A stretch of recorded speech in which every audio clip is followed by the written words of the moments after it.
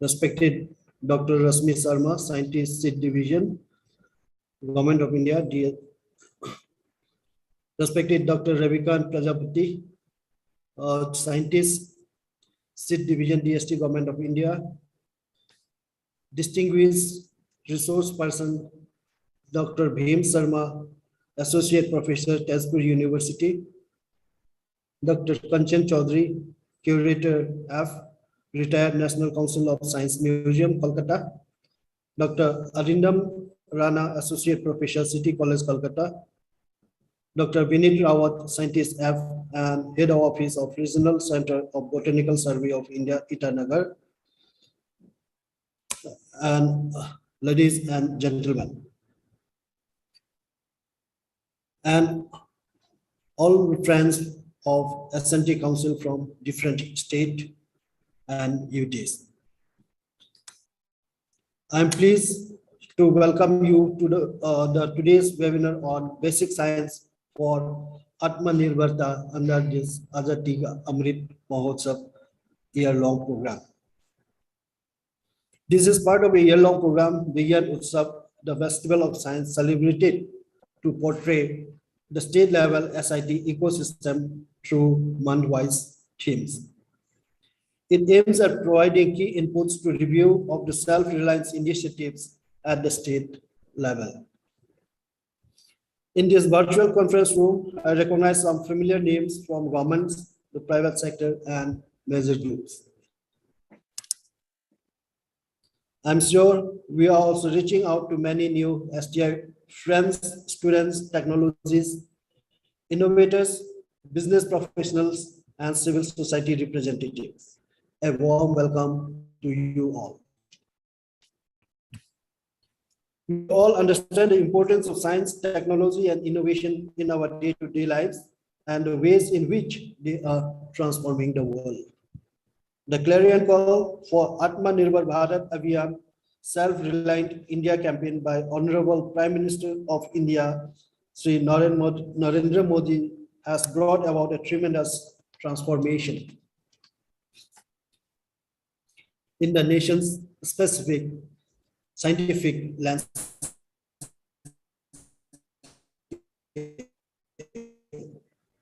The scientists from initiated many projects in mission mode to nurture an ecosystem that promotes research and innovation.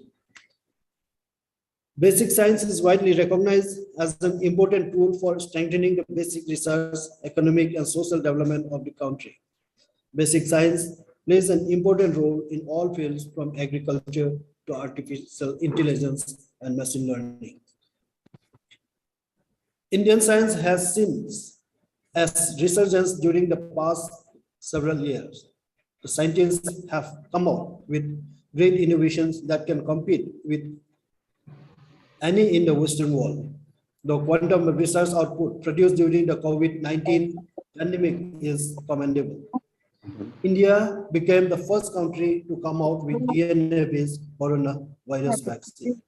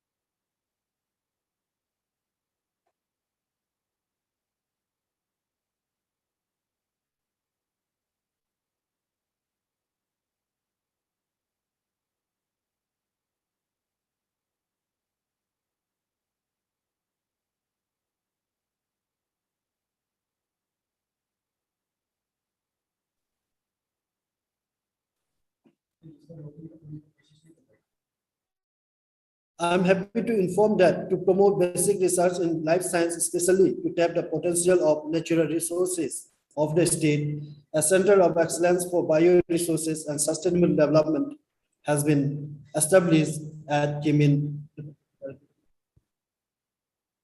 The Honorable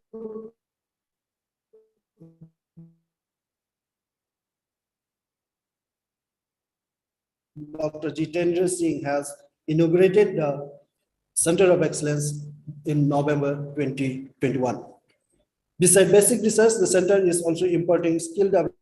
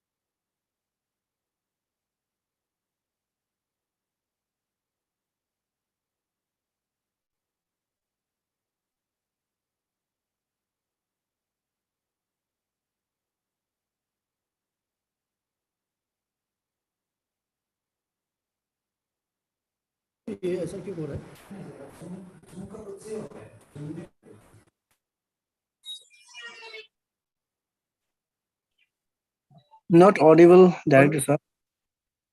Arunachal Pradesh State Council for Science and Technology is also promoting basic science among school activities of Innovation Hub at Arunachal Pradesh Science Center, where students have hands-on experience with experimental science.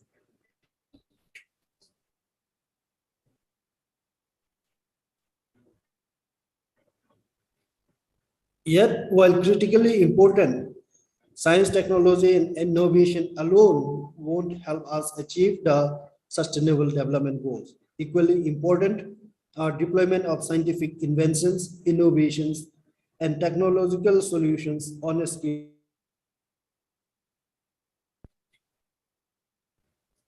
In this context, this webinar will discuss career opportunities in science, nature, the ultimate innovator, chemistry and innovative science, and plant taxonomy for human welfare. This is an important agenda and also vast one, and the time available to us is limited. But I am sure your helping hand for promotion of basic science in this border state will always be available for us. And we will appreciate your inputs for helping the state in the field of science and technology. Ladies and gentlemen, I believe that participating in this webinar, we are in the right place and the right time. Together, let us accelerate the exchange of ideas and scaling up of good practice. I am confident that you will find new ideas, fresh energy, and novel partnership to sustain your efforts through science, technology, and innovation. And I wish you all a very successful webinar. Thank you.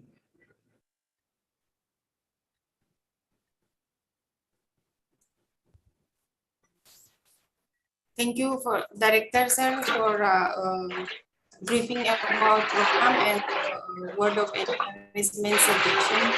Thank you, sir. Now, next is a expert talk by Dr. Bream Prasad Sharma on the career opportunity in science.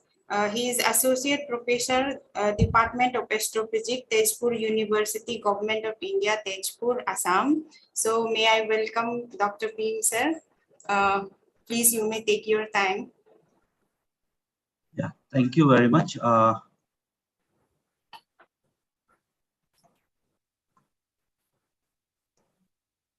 So is my slide audible, visible there? Yes, yes, sir. Visible. Yeah.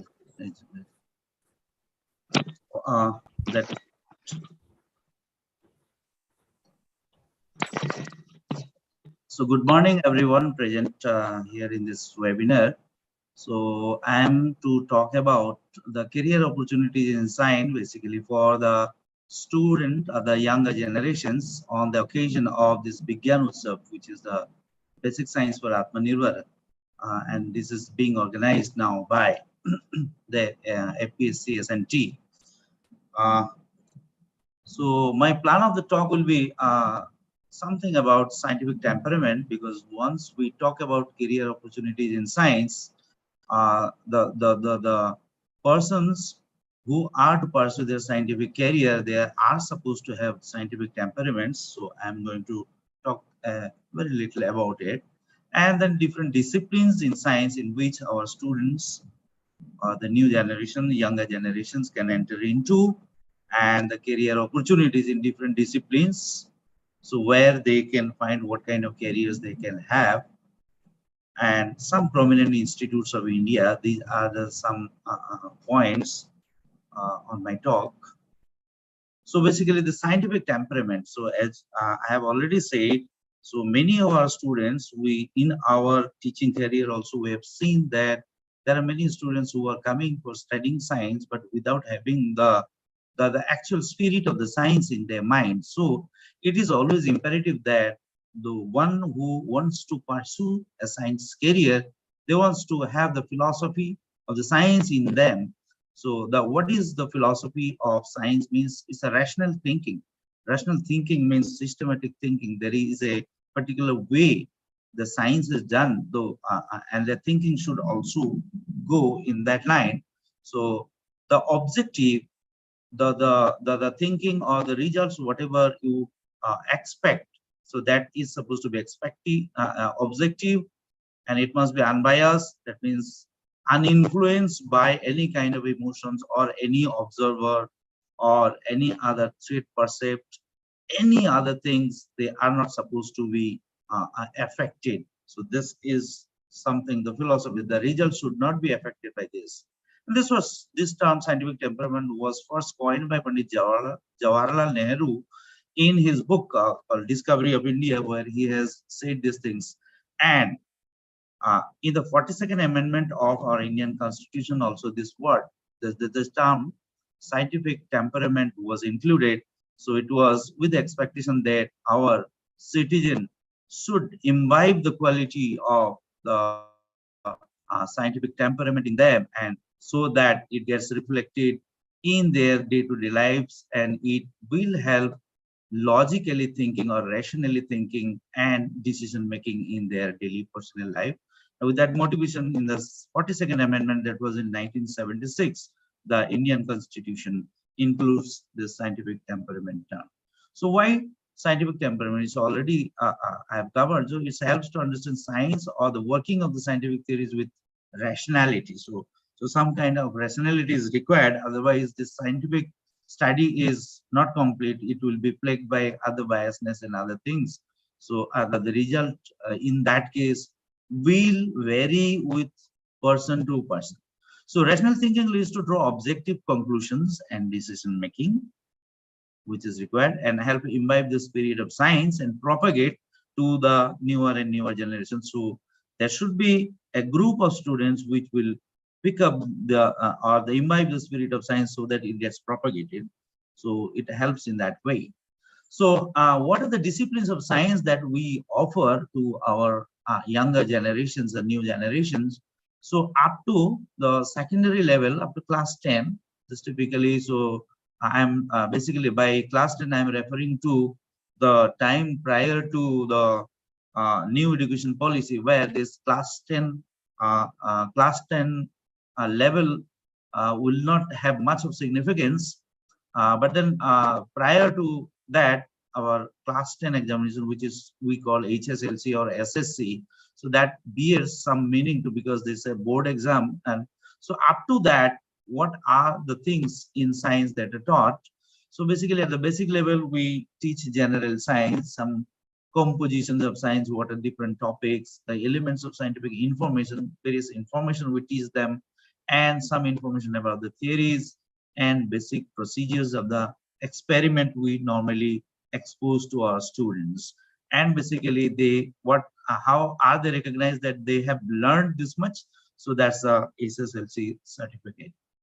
And after that, what are the major disciplines they study in this SSLC is in the living, what is in that word is the biology, we call it biology, and non-living, physics, chemistry, geology. Even though their textbook will say simply science, but then invisibly the content of the science are the physics, chemistry, or the geology or any other branches of science also along with biology. And trading with science, so science alone, only scientific information will not work.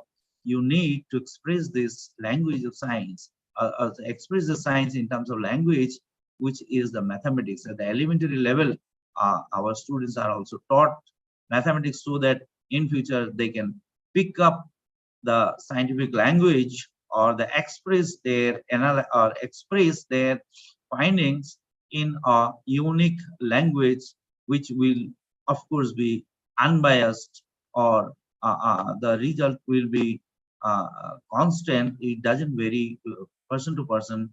The language, proper language, is the mathematics. So that is at the elementary level to analyze, express, and communicate in science contents. And nowadays the basic computer knowledge is also required. So basically what we expose them is the uses of applications of software, application softwares, mainly for the typesetting or the basic calculation, drawing graphs, etc., making learning process more efficient. So these two are the basic augmentations towards the learning science. And at the senior secondary level, at the class 12 level, some advanced level of learning science, the details of the theory. Here you get the detail, the deductions, formulations, interpretations, and implications. And here recognition is your ACES science. Here you have physics, chemistry, mathematics kind of things. This delineation comes here. And within physics also you have mechanics, heat, electricity, optics. Why I'm mentioning all those things? In every of those branches, the small branches, one can later build up a career. So in chemistry, you have inorganic, organic, or physical. Similarly, biology, you have botany, zoology, and nowadays, in a broader sense, we call them, there are disciplines like ecology, biodiversity, etc. And at the trading senior secondary science, we have again mathematics, slightly higher level of mathematics, what we call is vector, set, algebra, calculus, probability, and statistics. And in computer, we have a programming language, database management, etc. And at the graduation level, what we do is a post-intermediate level of training and study on more focused areas in a chosen discipline. Here, you have a choice of the discipline and the design of the use of science to the different disciplines with professional requirements. Here, some professional knowledges are given so that they can directly be carried to different branches of science. So the teachings or the trainings are there. So basically, we want the perfection at the planning and design level, whatever they learn, so that the learning should be, or the whatever the out of this learning, whatever they want to do, the perfection should be their priority. And the recognition is the graduate certificate in chosen discipline. So in a focus area is general science, what we normally call the BSc, and the engineering, technology, medical science, etc. Of course, this list is not exhaustive, but then just to have the glimpse, I'm just mentioning that. So at the post-graduation level, what we do after graduation, we do post-graduation. The basically is research level studies. So the studies will include topics so that it will help you, help one in carrying out the research, or the methodology of study will also be linked with the research findings and etc. So basic idea is to generation of new knowledge. Of course, here in the science, generation of some more new scientific information, and it paves the way for the delivery to the society, not only the generation. So it should be deliverable. It should somehow have some arrangements to reach the results to the society. And we have master's degree, and beyond that PhD degree, DPhil, DHC, etc. So this is at the higher level. So coming back to class 10, so what are the career opportunities then? So immediately after class 10, therefore what they can do is for science studies at the intermediate science. So in most of the career opportunities, intermediate science is required, even for a good technical career, let me say. But beyond, without going to intermediate science, also there some career opportunities are found. We are going to discuss very soon. And this is one option is intermediate, another is one can go to polytechnic. So this is for 2 years, polytechnic for 3 years, and industrial training courses in ITI, there is normally 2 years, and this paramedical courses, which are normally 3 years. These are some of the openings for students just passing out class 10 at the present moment. And apart from that, there are certain short-term courses, 6 months to 1 year. So in the intermediate science, as we know that the major two combinations are there, physics, chemistry, and mathematics is one combination. Physics, chemistry, and biology is another combination, because these two combinations are quite popular, because the first one helps one to go to the technical, particularly in the engineering line, and the next line, it is pointed towards the medical discipline. So these two are most popular, but then there are the combinations too, by the addition of some more subjects called statistics, geology, home science, computer science, make various other combinations to for the studies. And let us go to the polytechnic courses. So immediately after class 10, one can go for this. It gives one the diploma degree, and this is basically of the all the engineering orientation, or the in the frontier of engineering.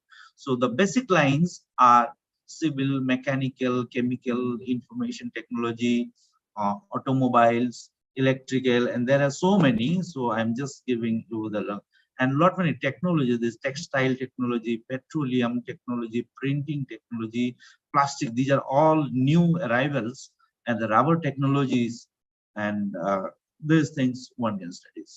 So if one goes to ITI, basically industrial training institutes, immediately after class 10, one can go. So there are a lot of jobs which are available in our market, and these are profusely available. Profusely available means that at the lower level, these people are always required. These expertise are always required.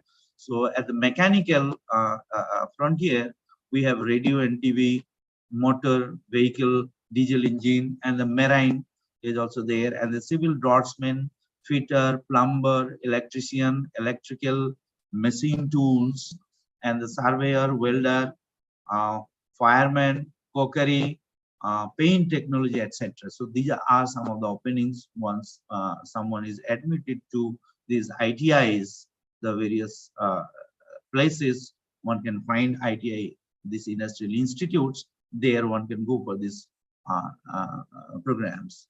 And this paramedical course, along with this paramedical course has been quite popular, and one can go after class 10. It's a diploma in the medical laboratory technology, and diploma in medical radiographic technology, diploma in cardiac care technology, and diploma in physiotherapy, diploma in ICU technology, and diploma in physician's assistance course. And there are so many others, this dialysis, ophthalmic assistance, and these are the opportunities. These diplomas one can have and immediately grab a job. And the jobs are mostly available in the medical research institutes and medical laboratories.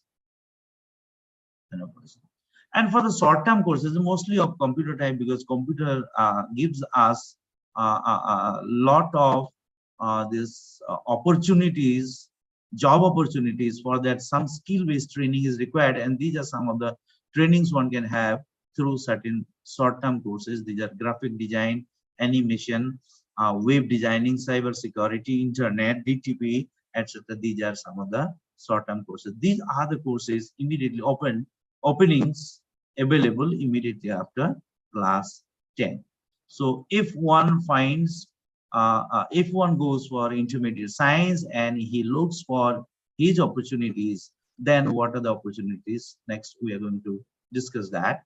So in engineering discipline, we have 4-year BE or BTech. This is all known to everyone.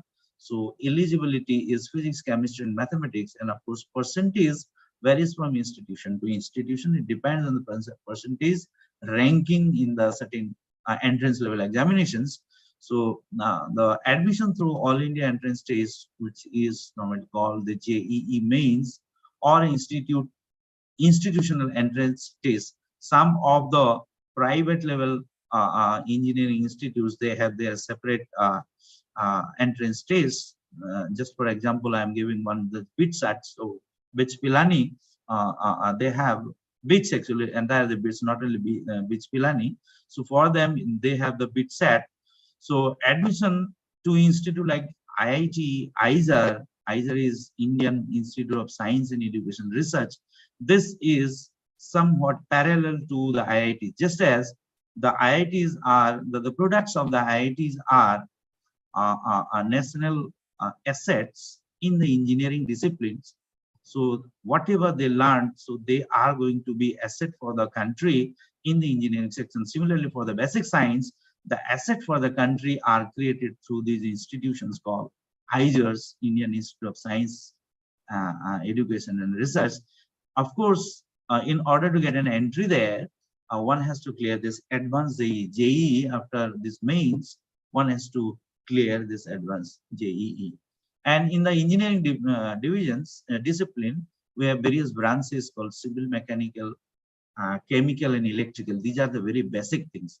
And all the offshoots of all these basic courses are the electronics, computer science, and IT, biotechnology, food engineering, dairy technology, ceramic engineering, biomedical engineering, aeronautical engineering, marine engineering, mining, silk and textile engineering. There are a lot others too. It's just I have mentioned. So after class 12, just we were continuing, that was in engineering discipline. Now it is in the medical discipline. We have this medicine, this bachelor degree in the medicine. So this is basically 5 years. What it requires is PCB, this is physics, chemistry, biology, eligibility. These subjects will have to there, and there is one national level entrance examination, NEET, as everyone is aware of that. So NEET has to be cleared for getting this graduation in the medical disciplines. And apart from that, we have allied health science courses also. This 2 to 3 years, there also PCB requires, and some paramedical courses. It's slightly at the advanced level compared to the one which we discussed earlier for as opening to class 10. So here at the degree level, of course, we have MBBS, which is in the allopathic, and Ayurveda in BAMS, BHMS for homeopathy, and there's another system of medicine is called Unani. So this is BUMS. BDS is dental, Bachelor of Dental Surgery, BBSc Veterinary Science, and BPT, this is physiotherapy. These are the degree level courses. And allied health sciences, we have BSc Nursing, B Pharma, BSc in Operation Theatre, BSc in Anesthesia Tech, BSc in Medical Lab, BSc Radiotherapy, BSc Clinical Optometry, etc. And in health science, in the paramedical courses also is at the higher level, as I have already said.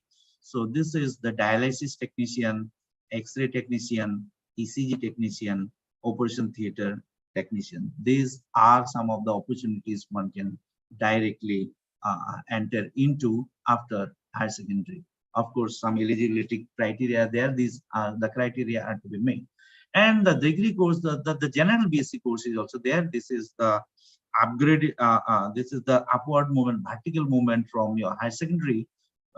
This is the general BSc or integrated MSc courses.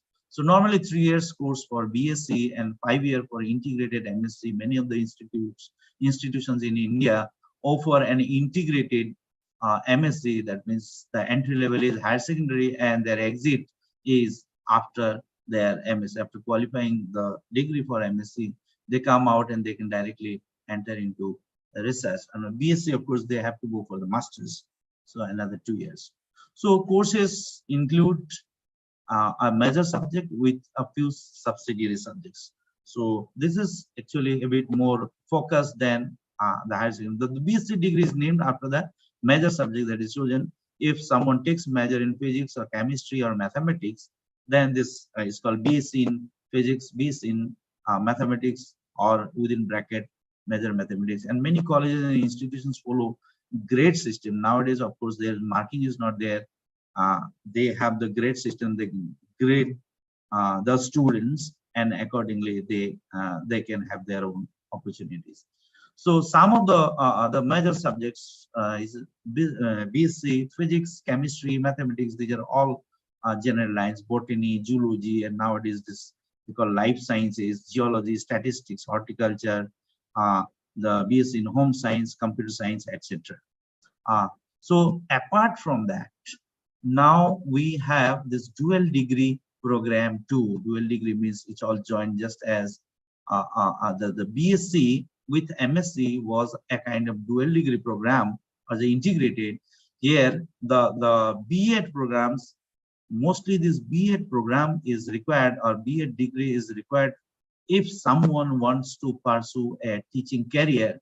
So with the BSc level, those who wants to become science teacher, there are certain dual degree programs or the courses, so which are called BSc B.Ed program with a major in a social subject, just like BSc B.Ed with major in physics, in chemistry, in mathematics, in life sciences, this kind of. So normally this is a 4 years program. So here you have a benefit of 1 year. The benefit of this program is to have a benefit of 1 year, because when one does BSc program, it's of 3 years, and B.Ed is minimum 2 years, this is total 5 years. So when integrated, so in the integrated, it's a dual degree program, many of the B.Ed courses are taught right from the beginning, basic first year level courses, so that their basic requirement of 2 years is fulfilled. So they are they can go for the 4 years program, and they qualifies for teachership in the school curriculum. And now I would like to very briefly mention some of the prominent institutes in India where one can study all the various courses, career opportunities that we have discussed. It is the Indian Institute of Technology. It is mostly coveted one. People wants to go there. There are the many IITs are there, just like IIT Delhi, Mumbai, Kolkata, Kanpur, even Guwahati, there is one. So this list is not exhaustive. So parallelly, as I have already said, the parallel to Indian Institute of Technology, IITs for technical studies to create the national assets. The IGERS, Indian Institute for Science Education and Research, they create national assets for basic sciences. Mostly the IGER institutes are Pune, Mohali, Kolkata, Bhopal, Tiruvananthapuram, Tirupati, and there are others, quite a few new campuses that have also come up. And there's National Institute of Technology, is the Warangal, Bhopal, Silchar, Kurukshetra, etc. And Indian Institute of Science, Bangalore, they have various types of courses for the higher studies. The Birla Institute of Technology, BITS, Pilani, Mesra, the Vellore Institute, VIT, these are from the private sectors. And there are universities, quite a good universities, one can find these courses that we have already mentioned. University of Delhi, JNU, Savitribai Phule University at Pune, University of Hyderabad, Tejpur University, Northeastern Hill University, Guwahati University, even in Arunachal University also there are a couple of courses. So All India Institute of Medical Science, which we popularly know as AIMS, Delhi, Bhopal, Bhubaneswar, Jodhpur, Patna, they have a couple of campus. Recently this Guwahati is also having one AIMS. And Armed Force Medical College, Pune, one of the best college. And the Niger's Gitam is Gandhian Institute of Technology and Management. Niger is National Institute of Science, Education, and Research. These are various institutes. Of course, this is a final remark I'd like to give. So this is personal counseling only will guide to choose a particular college or the institute depending on the interest and the eligibility of the aspiring students. And with this, I'd like to conclude. Thank you very much. Thank you all.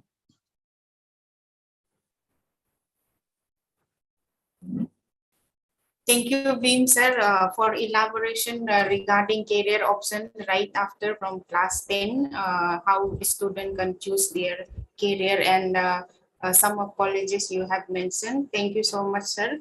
And now it is the time for Dr. Kanchan Chaudhary. He is a retired curator F of National Council of Science Museum, Ministry of Culture, Government of India, Kolkata. His topic is nature, the ultimate innovator. Thank you and welcome, Dr. Kanchan Chaudhary, sir. May you take your time, please. Good morning, everyone. And am I audible? Yes, sir. Yes, sir. Yes, sir, you are audible. Thank you very much for giving me this opportunity to tell you something about this nature as an ultimate innovator. So without wasting any time, I would like to share some of my PPTs so that it would be easier for you to analyze the thing.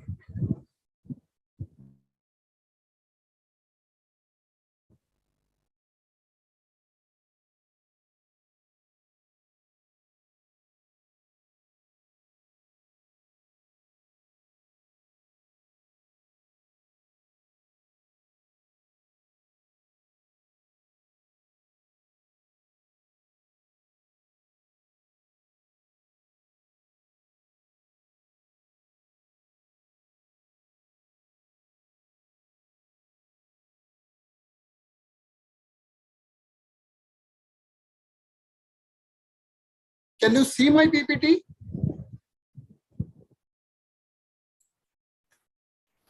Yes, sir. Is it PPT? Yes, yes. Is it visible? Yes, yes, sir. Okay. Okay, now I'll start this one. First of all, I would like to tell you the reason for selecting this topic. Actually, I have selected the topic, the nature, the ultimate innovator, because nature continues to work out creative solutions to support all forms of life on Earth. Sir, excuse me, sir. I think this is not PPT. Sir, this is mail ID. Your screen is Okay. Just hold on. Let me check.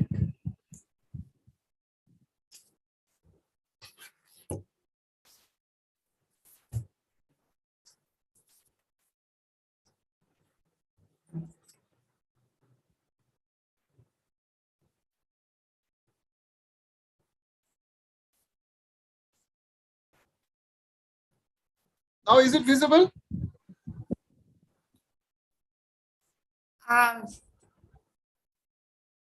Is it visible?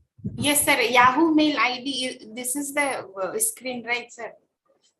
Still, you are seeing the Yahoo mail ID. No PPT is visible. PPT यही होता होगा क्या? इसी का बारे में बोल रहे क्या? Yes, sir. It's visible. Yes, sir. Yes. Okay. Now, this is my first slide. So just I want to tell you that the reason for selecting this topic, because nature always continues to work out creative solutions to support all forms of life on Earth.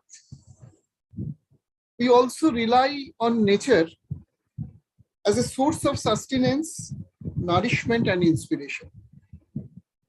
I will present 6 fascinating examples of human-made innovation that are basically based on nature solutions.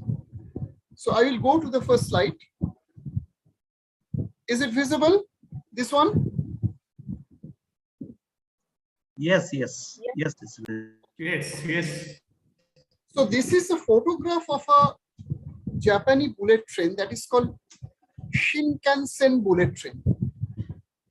It was a picture of the inauguration of bullet train in Japan on 1st October 1964. This train was supposed to move from Tokyo to Osaka, and the inauguration took place at the station of Tokyo.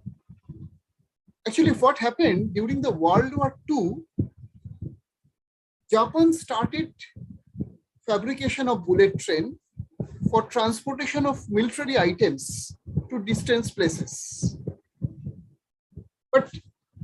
this was not possible for them to continue anymore. And it was halted, the entire project was halted in 1943 due to the shortage of funds. So after that, the process started again in early 60s, and they have developed a full, the project was completed in 1964. As you can see from this photograph, that the first bullet train was inaugurated during that period. But there was a problem. What was the problem?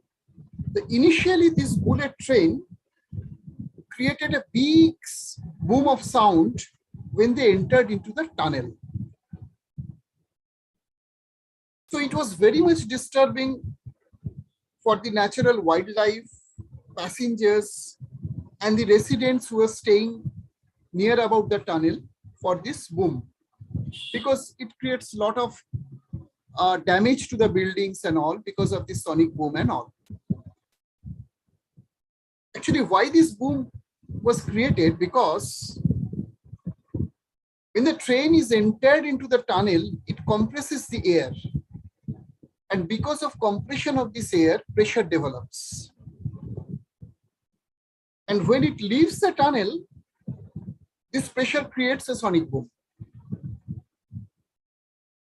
And it was also responsible for diminishing the speed of the train. To solve this problem, the main agenda for this committee was to reduce the sonic boom and to enhance the speed of the train. Among this committee of engineers, there is one person called E.G. Nakatsu, and he was the main person behind this to solve this problem. What happened? I will show you the next slide. See, this person is watching the bird, and this is a kingfisher, which is diving in the water. Unfortunately, this is not working. Actually, it's a GIF file. So what happened? Nakatsu had a hobby of bird watching. He noticed that when kingfisher dives nose into the water to catch fish, it barely makes a splash of water. So that was the turning point of everything. Then what happened? Nakatsu changed the design of the bullet train. You see the first one, it is a almost no sharp pointed shape is there in front of the train. See the next one. The beak of this kingfisher, it changed the shape of the train in the beak, in the shape of the beak of kingfisher, and the length of this entire beak was 50 feet. That drastically reduced the sonic boom, and also it enhances the speed of bullet train by 10 to 15% and make it more efficient. This was a fast innovation in my slides. Is it visible and audible to everyone? Yes. Yes. Okay, fine. So next I will go to my next slide.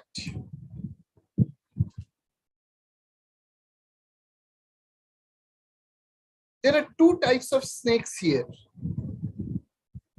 This is called, actually this is not working, I don't know why. This is a normal snake movement and this is a rattlesnake. These are called sidewinding snake. Actually, most of the snakes move across a surface by bending its body into a curvy S shape and passing those curves down its body. You see this one. This is the direction of movement sidewise, and this is the direction of movement frontwise. This is the movement of this snake, and this is the movement of this snake. Drastically different, pattern of movement. Why? I'm coming to that point. Sidewinder also moves by bending its body in a curvy S shape, but instead sliding straight ahead along the ground, it keeps only parts of its body on the loose ground and lifts up the rest of the body and moves sideways. these are the portion is given at this portion. And you can see how it moves. It keeps some of portion of his body on the sand, and some of the portion is not in contact with the sand, and they're pushing it sideways.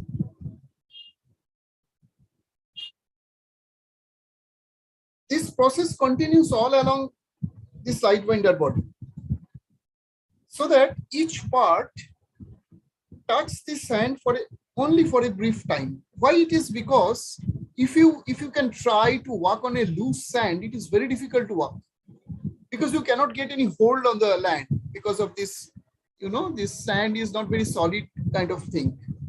So that is why as much as possible, you will be off from the sand, you can move. This principle they are also using. They keep the smallest part of his body in contact with the sand, and other part they keep it away from the sand and push it along this. Fantastic. I mean, the logic is fantastic. And this sort of movement help the snake to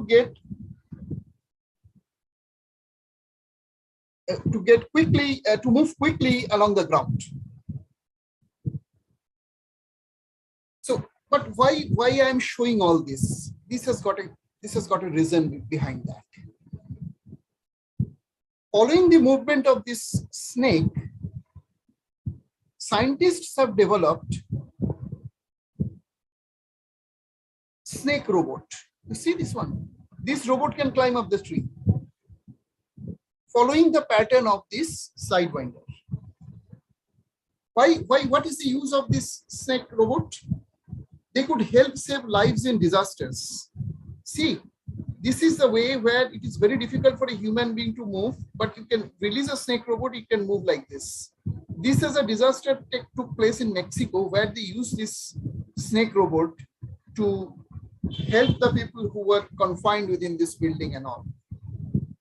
This is called SARP, S-A-R-P, SARP, snake-like articulated robot platform. And it is also designed, interestingly, by the scientists of the Department of Mechanical and Aerospace Engineering of Indian Institute of Technology, Hyderabad. In a disaster site, a collapsed building in an earthquake, a building on fire or dangerous environment like a nuclear power plant in an accident, a snake robot can be used to access difficult to reach spaces and look for survivors under the debris. Not only that, it can also relay valuable information about the environment and help rescue workers in planning their mission. Now I'll go to my next slide. This is a very common picture of glaucoma. Actually, glaucoma is the second leading cause of blindness in the world. And it is always, we have seen, it is a very common thing that glaucoma, early stage detection of glaucoma is very difficult. Very difficult. Screening for glaucoma before the final symptom appears can prevent glaucoma, but that is very difficult. Before any symptom appears, you cannot detect glaucoma in a normal way.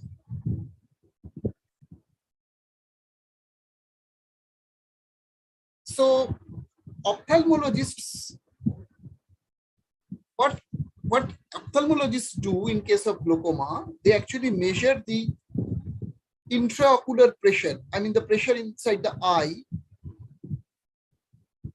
And because of the large pressure built up in the eye, it damages the optic nerve, making it incapable of sending visual signals to the brain.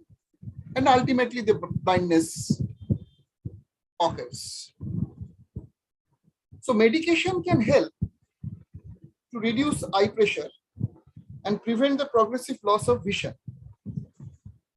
However, it is very important to detect it in a very initial stage. At a very initial stage, it is very important to detect the eye pressure. But it was not there actually. But what happened? Scientists from California Institute of Technology designed an eye implant that can facilitate intraocular pressure monitored in patients with glaucoma. Suppose if a patient, maybe there is a tendency of developing glaucoma, if you can insert this eye implant inside his eye, the patient himself can measure the pressure of the eye every day. That is a, remarkable innovation. But how they got this clue of this innovation? That is very important. This is the clue. This is a butterfly. You see the wings of the butterflies are transparent. That is very interesting. Why it is transparent?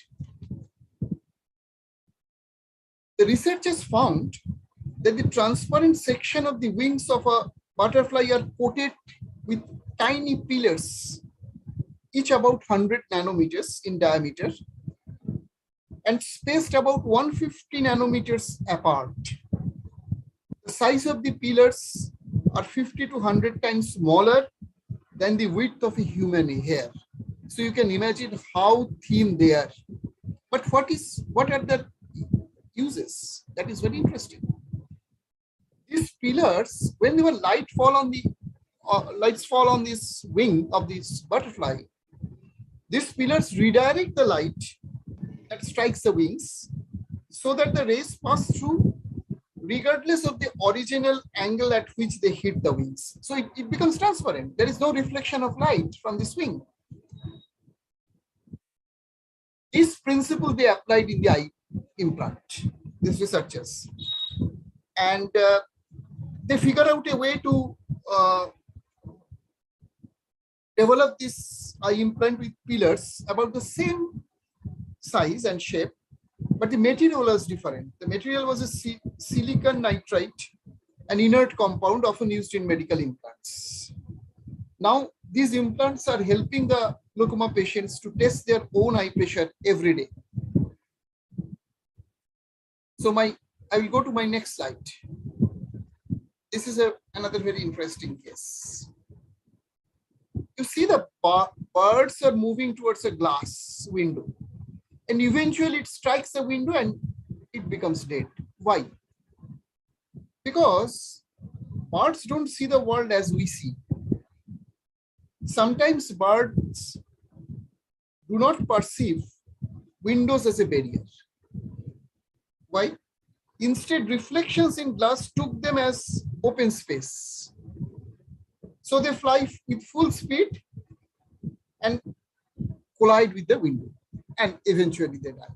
It's very unfortunate.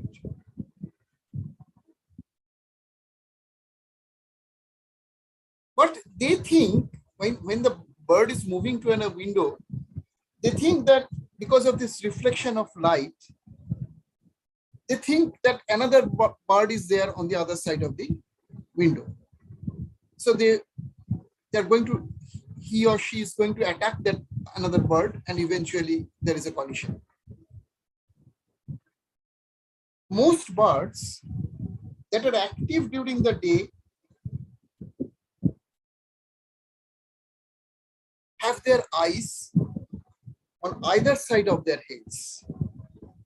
This gives them a wide field of view, an advantage for detecting predators, but this advantage comes out at the expense of depth perception, which depends on overlapping fields of view formed by both eyes as human. The lack of depth perception might contribute to birds' mistaken belief that the reflection it sees is another bird. Also, birds perceive colors differently from us. It's very much likely that birds can see colors and intensities beyond what people can see. To a bird's eyes, the reflection in the window may be bright enough to look like a real bird. Most of the bird window crashes occurs in spring, because partly early spring is the first half of the breeding season, when male birds are defining and defending territories. And if our windows come within a bird's selected territory, the bird sees his own reflection as an intruder, so he attacks. There is another reason why crashes occur more in spring. Spring is also the beginning of migration seasons. During March, April, and May, many migratory species moving northward to set up breeding territory. Thus, there is a lot of bird movement that would increase the likelihood of window strikes. But why I am telling all these things? Because a new product was developed called Omilux Mikado Glass, addresses this issue. The insulating glass, it was developed by a German company, Arnold Glass, and this glass, it is made with a special UV reflective coating that is almost invisible to human eye. Because if you look at this glass, you can see this glass like this. But if a bird will see this glass, you will see like this wave of,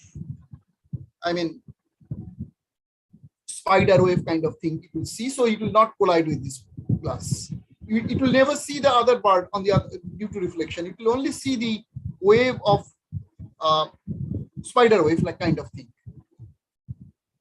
So this is another innovation, technological innovation is there. Then I will go to my next slide. This is my last slide.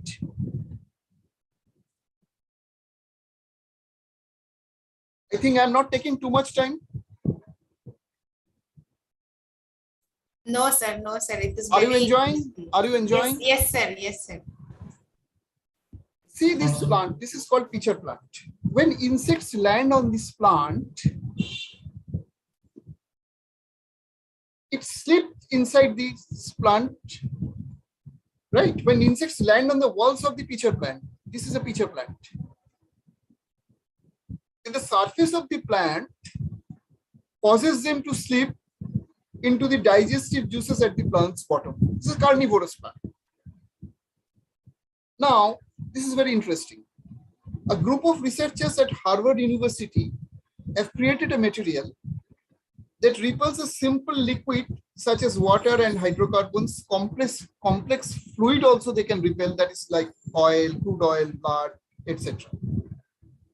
These materials, based on this character of this pitcher plant surface, they developed these materials. These materials are used for biomedical fluid handling, for fuel transport, and as a surface that repels ice and can therefore, it is also used to reduce energy in refrigeration.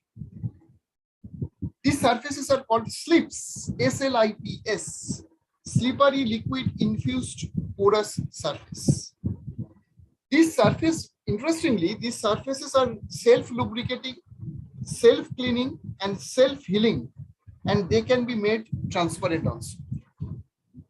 Actually, this unusual behavior of the pitcher plant, the cause of this unusual behavior of the pitcher plant is, because this surface contains a lot of micro level roughness, and that roughness locks the water as a lubricating layer. So and that lubricating air repels, there are some oily feet of the insects, and that repels that oily feet of the insects, and eventually they slide inside the plant. And the material which it was developed on the basis of that is basically following the same micro level roughness of the structure, and it is used for many things. It is used for self-cleaning, anti-fouling coatings for vessels normally used in sea, deep sea, or polar exploration. And when there is any damage to these materials, this material, the structure is made of a porous network of Teflon nanofibers that are infused like a sponge with an oil and water repelling fluid. So whenever there is a damage in this material, that fluid instantly flow into the cracks or dents on the surface and making it self-healing. that is very interesting. So these are all my innovations I have shown you. These are 6 major innovations. Now I will go for another 2 more slides to tell you something about the future of innovation. This is the surface they made with the help of pitcher plant surface. So unfortunately in our education system, we always, for a fair selection, we ask everybody to take the same exam. Please climb that tree. You can understand the essence of this photograph, because we cannot judge by their quality. We only judge by their quantity. So that is a very unfortunate thing, that because of that, we are not getting good number of innovators in our country. But yes, they're coming up. I hope this is the ultimate goal of the students community in our country. Engineer, doctor, manager, group of people are going for the rat race, and one alone innovator is going in the other way. So now I will conclude my talk by saying you thank you. And if you have any sort of questions or anything else, you can write me in my mail address. So thank you very much. Thank you so much, sir, for giving complete detail about nature innovator and some examples how we can mimic their nature's innovation into our life. Thank you so much for enlightenment on the topic. Now, may I request Dr. Arindam Rana. He is Associate Professor of Department of Chemistry, City College, Kolkata. His topic is Chemistry and Innovative Science. Is Dr. Arindam Rana with us? Yes, I am there. Sorry. Welcome, sir, and you may take your time. Just a minute to get my video started. I don't know. It's taking some time.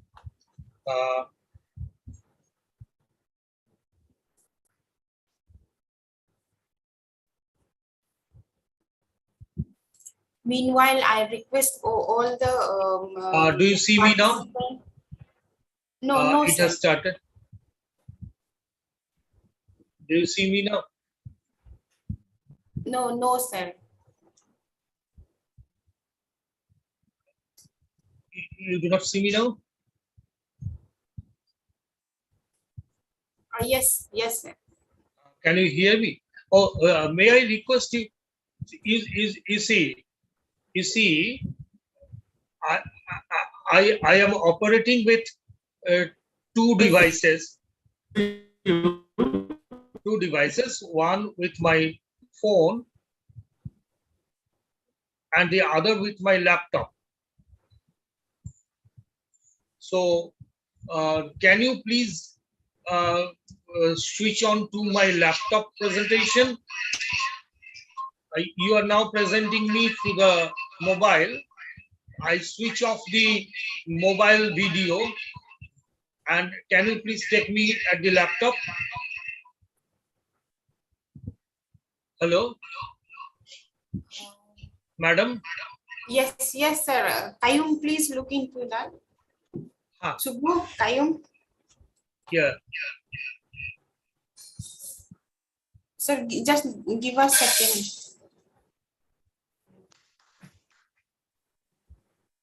Meanwhile, I'll like to request all the participants to please stay with us till last talk. Whatever you have doubt, you can ask to the expert. I'll give 10-minute time in the last session. I do one thing. I leave from the mobile and I keep the laptop on. Will that work?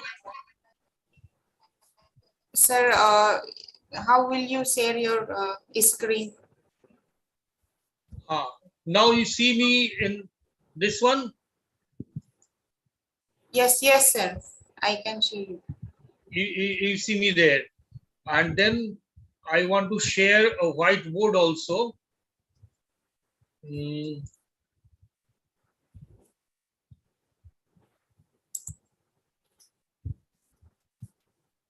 Oh, you see me in this one? Yes, Hello.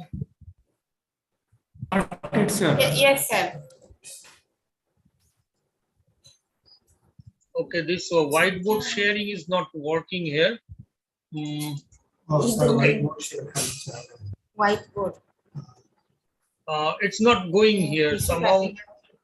this internet connection is it's saying it is unstable. Anyway, leave that. Let us come to this thing. Can you hear me? Okay, you can hear me. Yes, sir. Okay, so let me start. Because I thought I will show you something by writing on the whiteboard, but since that is not responding due to some poor internet connection here, Wi-Fi connection here, so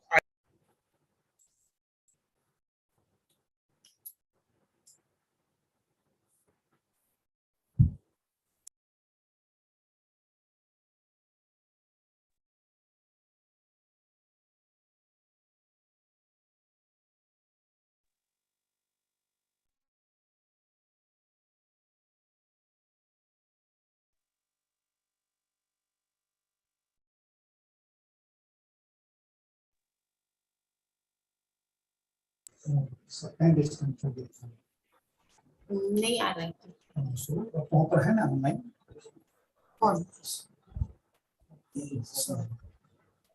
और disconnect हो गया लग रहा है सब कहीं disconnect हो गया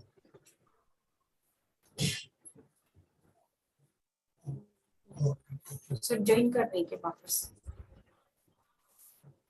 तो पार्टिसिपेंट लगता है सर का थोड़ा नेट प्रॉब्लम हो के डिस्कनेक्ट हो गया तो I would like to request all the participant if you have any question regarding career opportunities in science or nature the ultimate innovator you can ask question to two of our experts anyone hello. yes sir Do you see me now?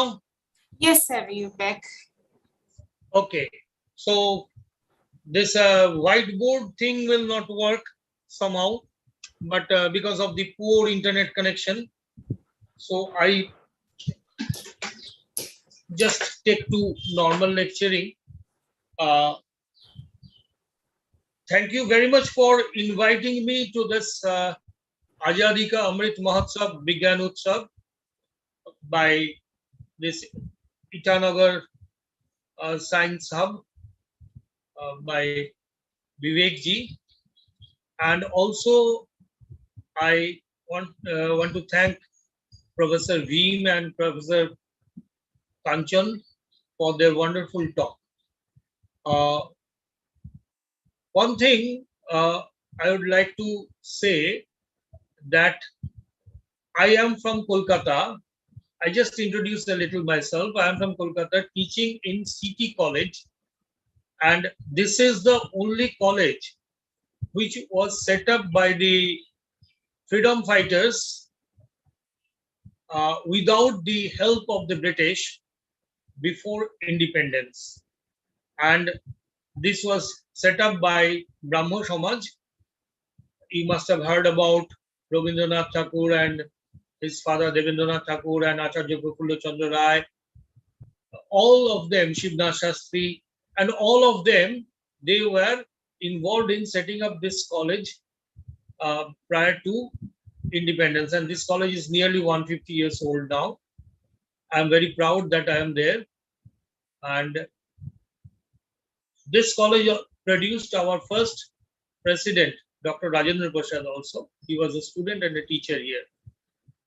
And I did my PhD work in Indian Association for the Cultivation of Science. That was the first ever institute in Asia for basic research set up by Dr. Mohandarlal Sarkar. It is here where Professor C.V. Raman did his research and got his Nobel Prize. Now, this Indian Association for the Cultivation of Science has also started integrated MSc, BSc, MSc, PhD courses. So after class 12, they're taking students. So Professor Bhim may kindly append the name of Indian Association for the Cultivation of Science in his list of the premier institutes of India. Then I come to my topic. My topic is basically to present chemistry as an innovative science.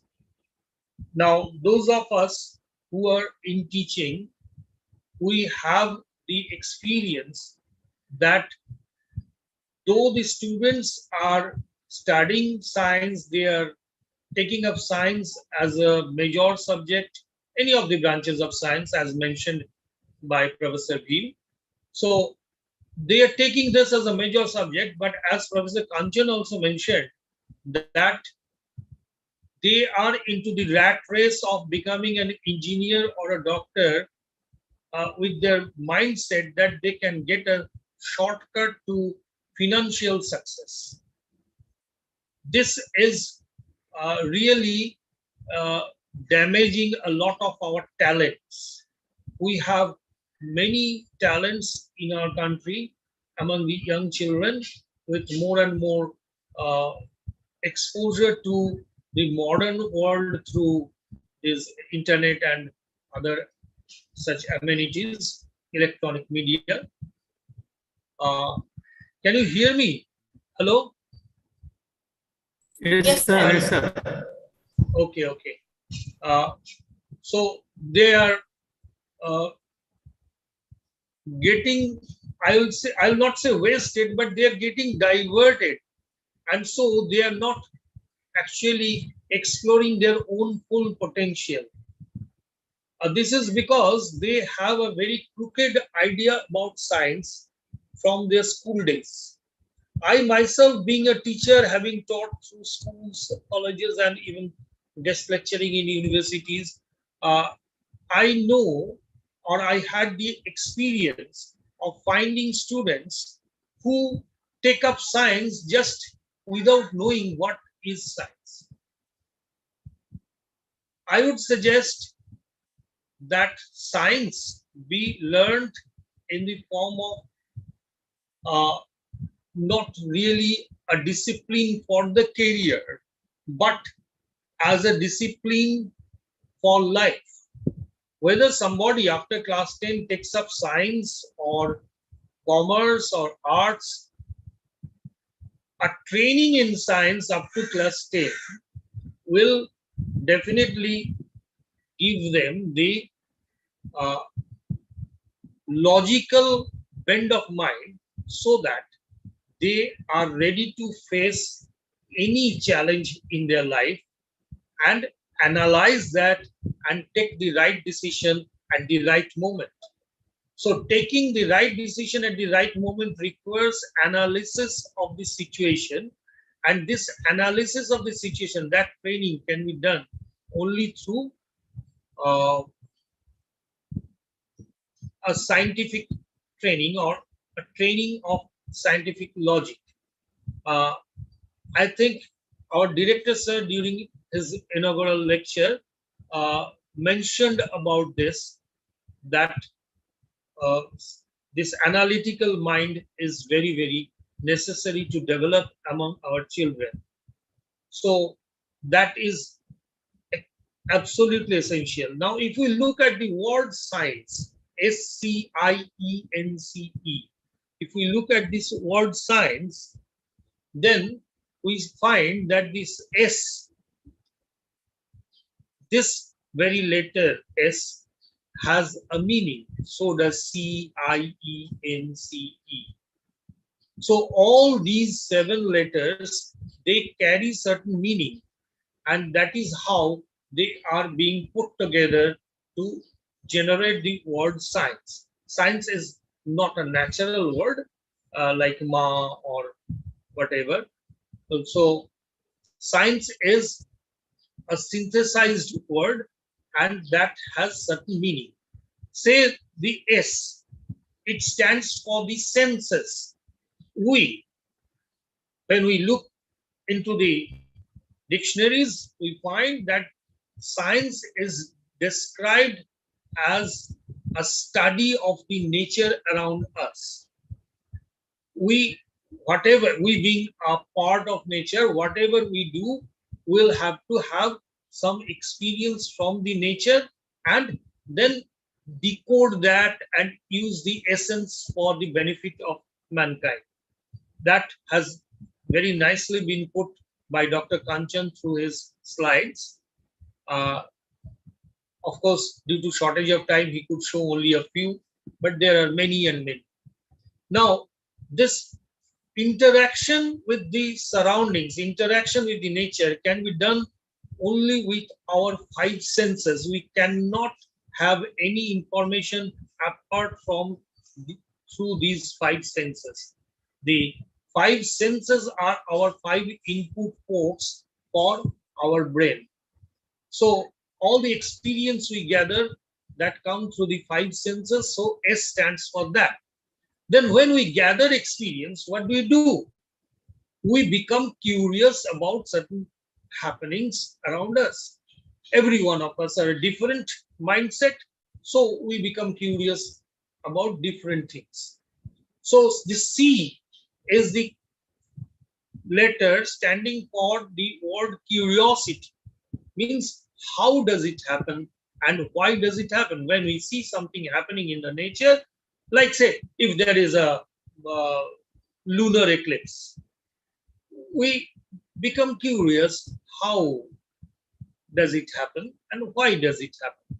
And so we get into the books and search, or in the earlier days people tried to find it out. They did experiments and finally could tell us the cause of eclipse and the mechanism of eclipse. Okay, so similarly, when we come across certain things, we first check if it goes into water or not, if it dissolves in water or not, if it melts or it burns when it is heated. So all these things, these are the activities we do in order to satisfy our curiosity, the how and why. And then after that, there is an I. So SCI. I stands for inclination. Say, all of us are not inclined to our many different experiences equally. Some of us are inclined to a particular phenomenon, some others are into another. And that way, all of us together explore nature. So this inclination, personal inclination is there. And then if we are inclined to something, what do? We explore. So the E comes as exploration. We explore to find out if there are similar phenomena around and how these phenomena are occurring at many different scales. So exploration is a very, very important thing. Whether it is a unique phenomenon or a general phenomenon, all these informations come through exploration. But up to this, we from our experience only, we know that up to this, that is this observation through senses, curiosity, inclination, and exploration. This is very common to the animal world or the living world. All living beings, they observe according to their senses. They become curious, get inclined to something and explore. Like even a dog. Dog will smell something, then he becomes curious, what is the smell for? Then if it is a food material, he will be inclined to that. And then he will explore if it is chewable or if it is not. So these things are common. But the next thing in that makes us different. The human beings are different from the other living beings on earth due to this N, the novelty of the novelty of thought, which is in one word, innovation. This innovative idea is a unique feature for the human beings. Say if we think in a very chemical way, how did the civilization start in a chemical way? For me as a chemistry person, the answer is very simple. It starts with the recognition that fire is power. No other living being on earth so far has been known to use and misuse fire. It is us, the human beings, who have learned to use fire, and we do a lot of misuse of this. We all know we can send intercontinental ballistic missiles across 2,000 kilometers to set the houses on fire of people we do not even know. So this kind of misuse is there. Anyway, but why did we choose fire? We choose to use fire because some of our ancestors recognized that fire is power. Say, there must have been some wildfire someday in the forest and all the animals were running away from there. Even the human beings were, and some of them, from a distance, could look at this situation and see and observe that this fire lights up the area. So even if it is night and there is no sun on the sky, one can see quite afar with the light. And then with the fire, they could find that you are getting burnt if you are into the fire, but from a bit far off, when the fire cannot reach you, you get warmth, the heat. And all other animals are afraid of fire. So they could understand that this fire gives power in the sense of light, in the sense of heat, and in the sense of safety. So if I can have fire, then I can keep the wild animals away at night and can sleep comfortably. So probably some of them collected some burning wood from the forest and took it to the cave or wherever they used to stay. And what did they find? They faced a challenge. So the C after N is this challenge. They faced a challenge that the wind, which spreads the fire in the forest, blows off the fire they have collected. So to overcome this challenge, what did they do? They took it inside the cave. And what was their experience? That if the fire is to be in the cave, they cannot live there. If they are into the cave, the fire cannot be there. Why? Because it's so suffocating. So they gathered some stones, put the fire in front of the cave to keep the wild animals away, and the stones were there to protect the fire from the wind. So that was the first idea of a furnace, a chulha. So that is how the fire was saved. But then after some time, they found that the fire goes off. Why? Because it has burnt all the material it was burning. So they realized that there will be some necessity of putting in things to be burned. So they put in dry woods and leaves, and that way they kept the fire burning. So the second challenge was solved with the first concept of fuel. So the concept of fuel came by solving the challenge of the fire being burnt out. And then third challenge came that during the rains, this fire goes off. Forest fires take place during the summer. Then after that comes the rainy season. The rains put off the fire. So what to do? So during the winter, you cannot get really fire or heat, what you expected. So what did they do? They looked for the way of fire starts. Why?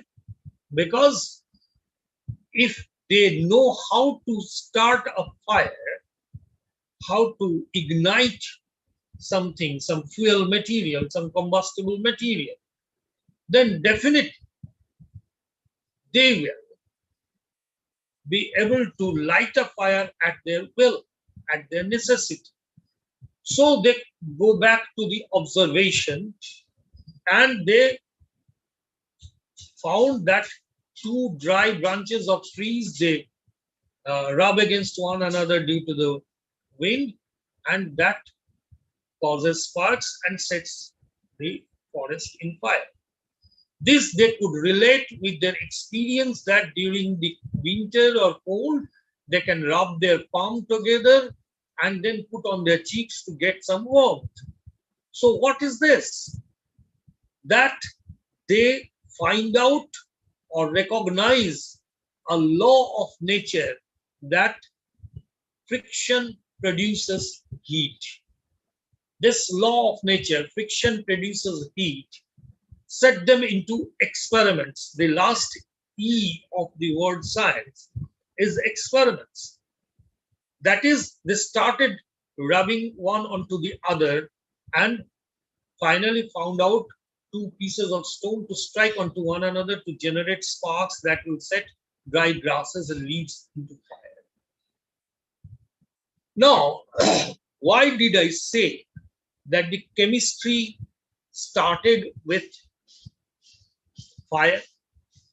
Because you see, when they gathered the stones to protect the fire around it, there must have been some stones which contained copper pyrites, and the heat of the fire and the carbon particles there as catalysts must have sometime from such stone containing copper pyrites produced copper. So one day they found that the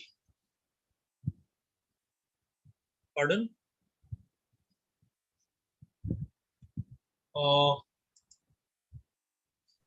do you all hear me?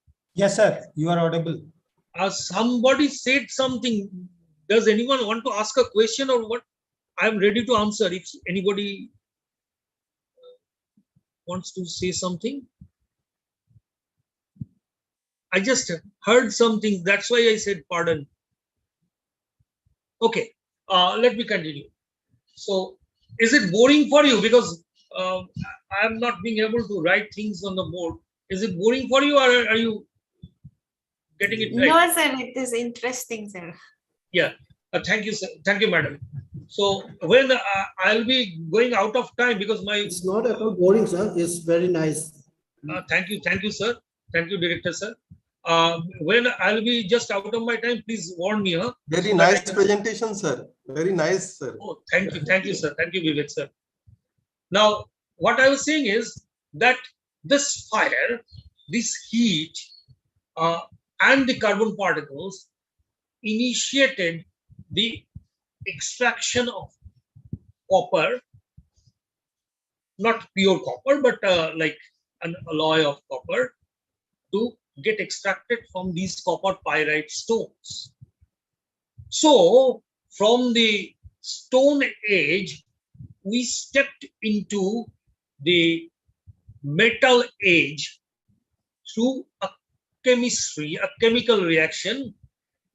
I'm sorry, my whiteboard is not working, so I cannot write down the familiar equation for extracting the copper by heat and self-extraction by the catalysis of carbon. But this is what happened, that one fine morning they found that along with the stones around the fire, there are some very shiny materials which are reflecting sun rays, and they are producing clinking sound on being struck, and they gradually found that this will produce a sharper end of their uh, arrows and arms uh, than the stones, and it is easier to make them than sharpening a piece of stone to kill the animals for their food.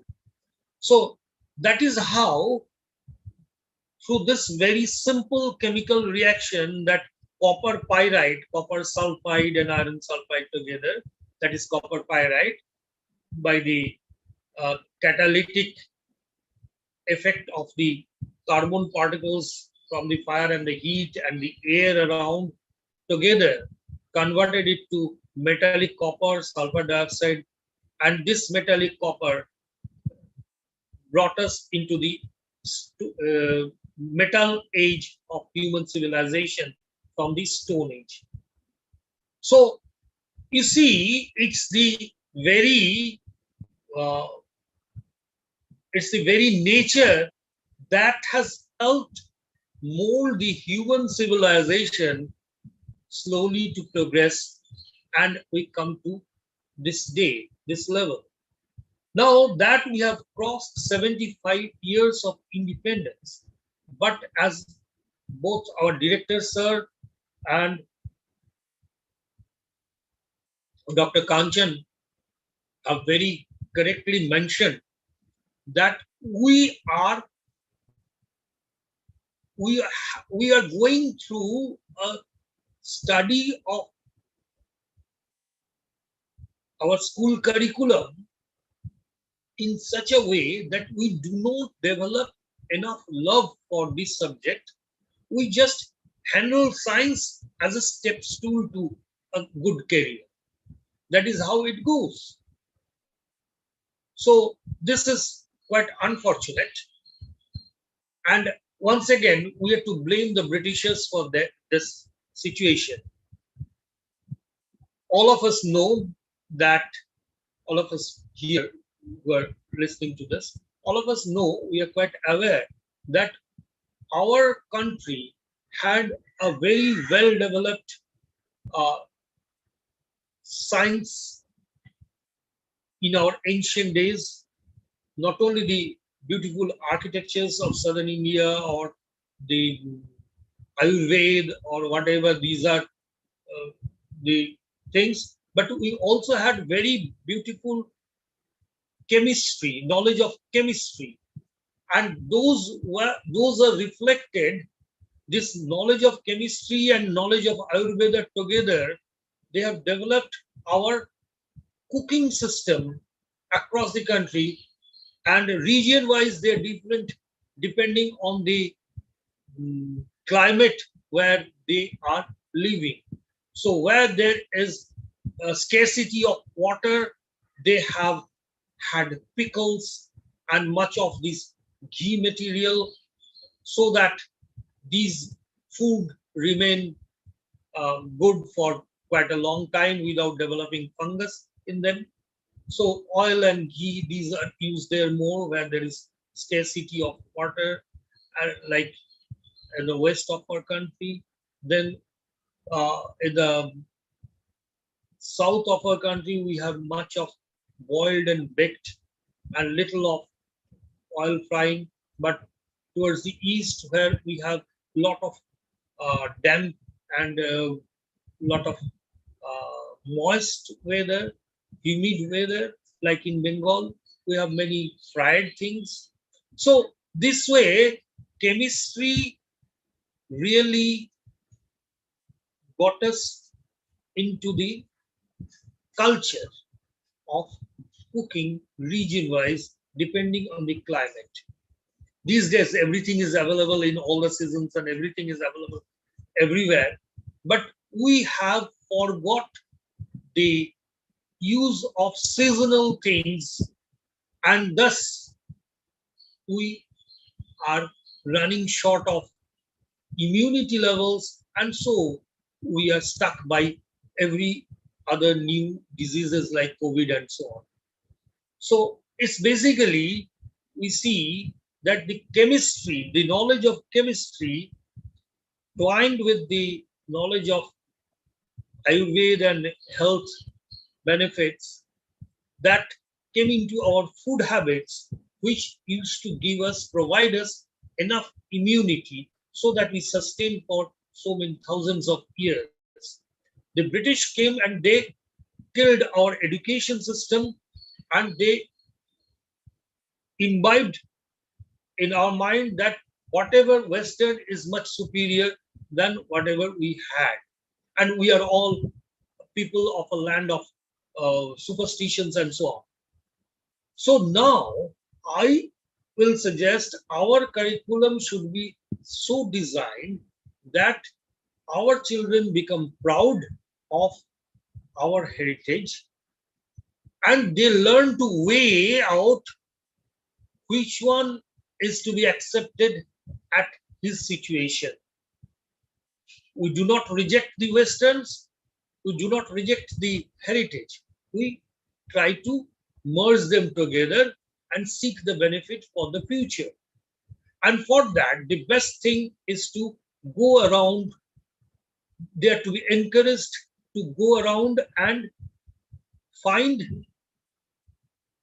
components in nature that contribute positively to the life. So whatever they study in their texts, they should be designed in a way that they are well related to their day-to-day life. Like as Mr. Vivek knows well, when I go for these workshops with my chemistry magic. So what I do is I select out colored flowers, and since the class 8, 9 students, they study about acid-base indicators, so I select out colored flowers from their neighborhood and show them that these organic pigments, they are capable of changing color by changing the pH of the water and so on. And then I send them to the kitchens also and get those haldi and the peels of the onions and do the same things. So similar way, there can be many other projects, many other activities which can be related to the text material, the principles, the hardcore principles of science, and the experiences in daily life. So that will actually set the temperament, scientific temperament of the students. The way they learn, firstly, majority of them mug up. That is bad. They do not actively think while learning. They normally are passive thinkers while learning. So when they will be actively thinking, they will be, if they are brought into activities. So when they will be actively thinking, they will be able to analyze the situation and find out a solution. And for that, chemistry is the best thing, I'll say. They can test soil, they can test water, not in the way we do it in a very high-class lab, but at their own level, with the amenities, whatever available at their locality.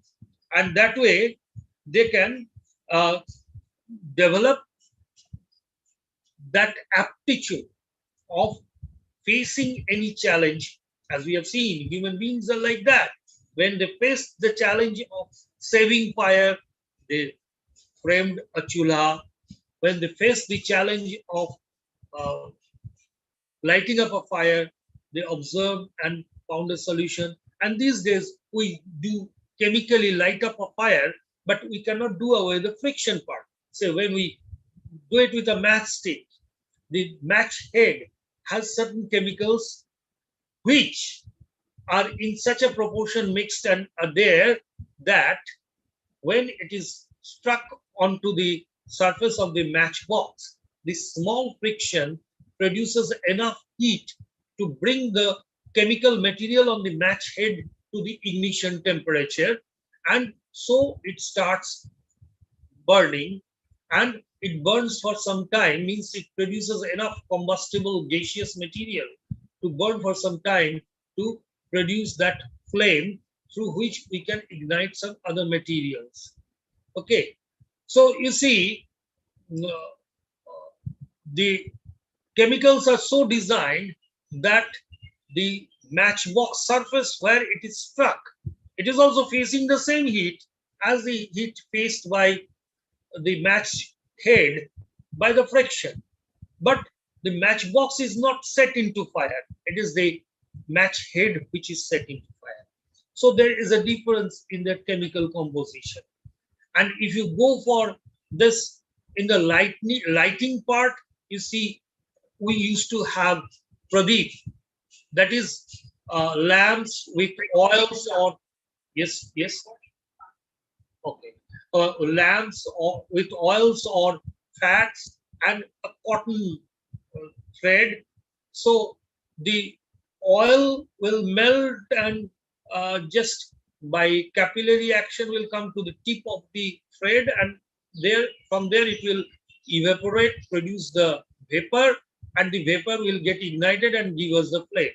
The same thing is happening in the candles also. The hydrocarbons, the petroleum products, they are being used, and the wick inside, that is a cotton thread again. And similarly, the thread is ignited, then the wax or the paraffin around it melts, and then it vaporizes, catches fire. So these are very similar. So there is not really a large difference between the Western and Indian thing. And if the students are encouraged to find out, explore in their locality, I'll say from my experience, which I think most of you will agree, that we are a very blessed country. We have so many different cultures, so many different groups of people with their heritage, that the students are the ideal persons to find out certain original knowledge that has been passed in their family from their ancestors. And since it is like the 75 years of independence, so many of the families are on the verge of running out people born before independence. So it is high time that we collect those informations, otherwise these informations will be lost forever. So the students are the best people to collect them from their local areas, and then the teachers may help them analyze those information scientifically, and then if it works, then that can be passed on to the appropriate platform so that those can be taken into action. Okay, so this is something very important, but at the same time, you see, we also need a kind of social awareness, as Dr. Kanchan has said, that this rat race towards only medicine and engineering discipline for ready financial income, that really everybody does not get a very high financial income from that discipline. Okay, we do need engineers, we do need doctors, we also need researchers. We will work on the informations of our country, the heritage of our country, the science that was present here, and revive that and try to match up with whatever informations we get from the researchers of Western countries. So there should not be any geographical barrier in the research part, and we should not allow something which has sustained our life for more than 5,000 years in this land to die out by the invasion of certain knowledges which have originated only 50 or 250 years ago. Okay, modern science is okay, but how much that is applicable? Say Western science, I won't say modern science. Western science is okay, but how much that is applicable to our country, our purpose, our setup, that has to be judged, assessed, and then applied. Say the food habit, say even for a medicine, a chemical molecule that may have different activities and side effects and different effects for a person in US according to his food habits and his lifestyle with somebody living here in Bengal or in even your Arunachal Pradesh or Assam, because we have a different food habit, different lifestyle, different setup, different genetic setup even. So those medicines before being used here should be screened and properly studied whether how much of that is applicable here and whether we have an indigenous replacement for that. Okay, so this is very important, and this awareness, this social awareness about scientific temperament, scientific habits, developing scientific habits, that can be done through the students and teachers.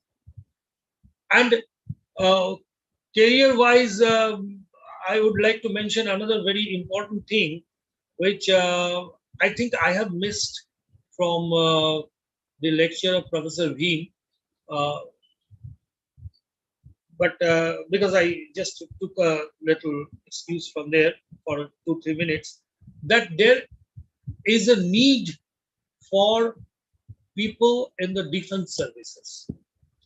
The defense services also need a lot of research. So we have that DRDO, Defense Research Development Organizations.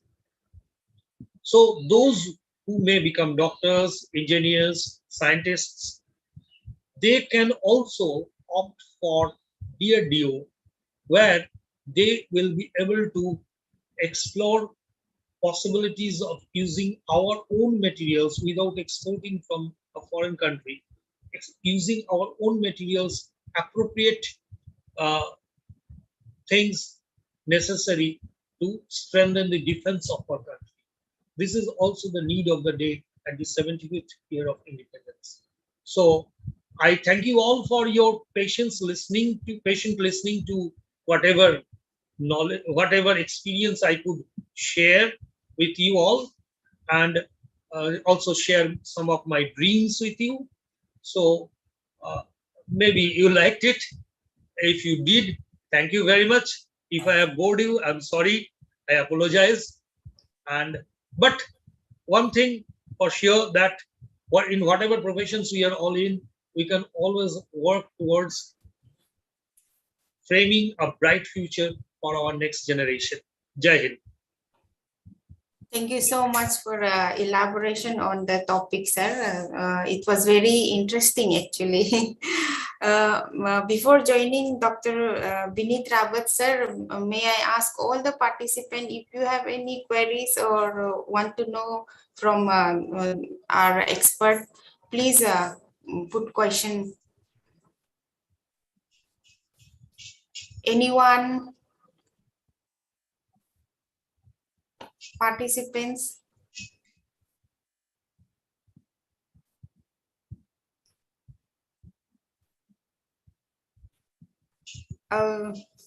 Sir अच्छा लगा वो chemistry वाला, fire chemistry वाला, मुझे पता नहीं था. Thank you so much.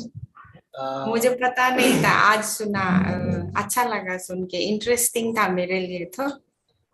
Thank you, ma'am. Thank you, ma'am. And thank you all. May I take leave from the meeting and go to my other assignments in college? Yes, sir. Sure, sir. Thank you. Namaste, sir. Namaste, sir. Achhe rahe. Jai Hind. Jai Hind, sir. Now we have reached to last talk. This is, let us hear from Dr. Vineet Kumar Rawat. He is Scientist E and HOD, Botanical Survey of India, Arunachal Pradesh Regional Center, Itanagar. His topic is plant taxonomy for human. So Dr. Vineet Rawat, you take your time and enlighten the topic. Thank you, madam. Thanks, madam. Good afternoon, everyone. Myself, Dr. V.K. Rawat, scientist and head of office from Botanical Survey of India, Arunachal Pradesh Regional Center, Itanagar. Respected Director Sir, Mungyak sir, Arunachal Pradesh, Council for Science and Technology. Dr. Bhim Prasad sir from Tezpur University. Dr. Kanchan Chaudhary sir from National Council of Science Museum. And Dr. Arindam Rana sir from City College, Kolkata. Dr. Vivek sir, curator of Arunachal Pradesh Science and Technology Department. Jem Perry madam, research officer of this office, and all the officers and staff and attendee of this meeting. I'm very much thankful for inviting me for this lecture. First of all, I'm sharing my screen.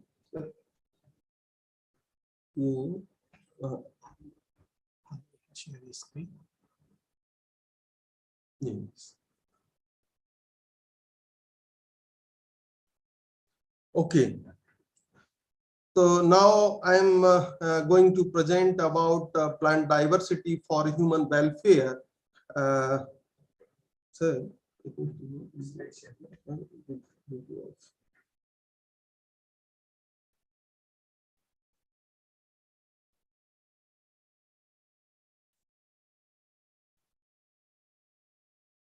just a minute.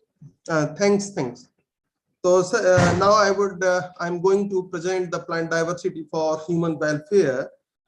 First of all, I would like to discuss about plant diversity under the AtmaNirbhar Bharat program and Azadi Ka Amrit Mahotsav. This is the ambitious scheme of our respected Prime Minister Modi ji. आत्मनिर्भर भारत अभियान के माध्यम से अलग अलग प्रकार की योजनाएं देश के नागरिकों के लिए आरंभ की गई थीं, जिससे कि देश की आर्थिक स्थिति सुधर सके। आत्मनिर्भर भारत अभियान का मुख्य उद्देश्य देश की आर्थिक स्थिति को सुधारना है, जिससे कि देश की इकोनॉमी वापस पहले जैसी हो सके। So, because I am from Botanical Survey of India, first of all, I would like to discuss about the work and work culture of our department. Sir J.D. Hooker and his co-workers have included 171 families under 2,325 genera and 14,000 species of flowering plants in the Flora of India. This volume was published in 7 volumes during 1872 to 1890. In this work, 170 families and 10,200 species were described from the present-day political boundaries of India. In the ensuing years, many genera, species, subspecies, variety, and families of flowering plants have been reported as new to science and India. The flora of India is both rich and diverse due to wide range of variations in climate, altitude, and ecological habitats. In the present state of our knowledge, India has about 44,000 species of plants, and there are different groups of plant diversity as angiosperms, gymnosperms, pteridophytes, bryophytes, lichens, fungi, algae, and bacteria. Angiosperm about 17,450 species, Geminosperm 65 species, pteridophytes 1,200 species. Then this is the present scenario of the plant diversity from India, and about 28% of Indian plants are endemic to the country. The Indian flora is mainly concentrated in 3 major centers of floristic diversity: the Himalayan region, the Western Ghat, and Andaman Nicobar Island. So first of all, I want to say that whole plant diversity we can divide in 2 groups, cryptogams and phanerogames.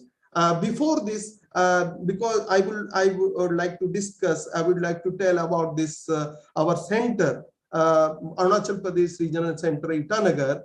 This center was established in 1977 and located in Sankey View, Itanagar. And around our herbarium is housed about 40,000 species.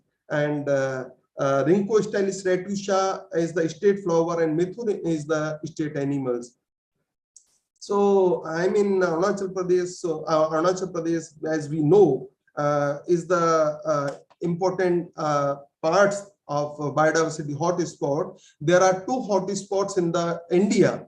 and 35 in world. One hotspot in Northeast India and one is Western Ghat. So this is the rich diversity area, Arunachal Pradesh. Researchers, nature lovers, students and common people gaze upon its natural wonder with awe and inspiration.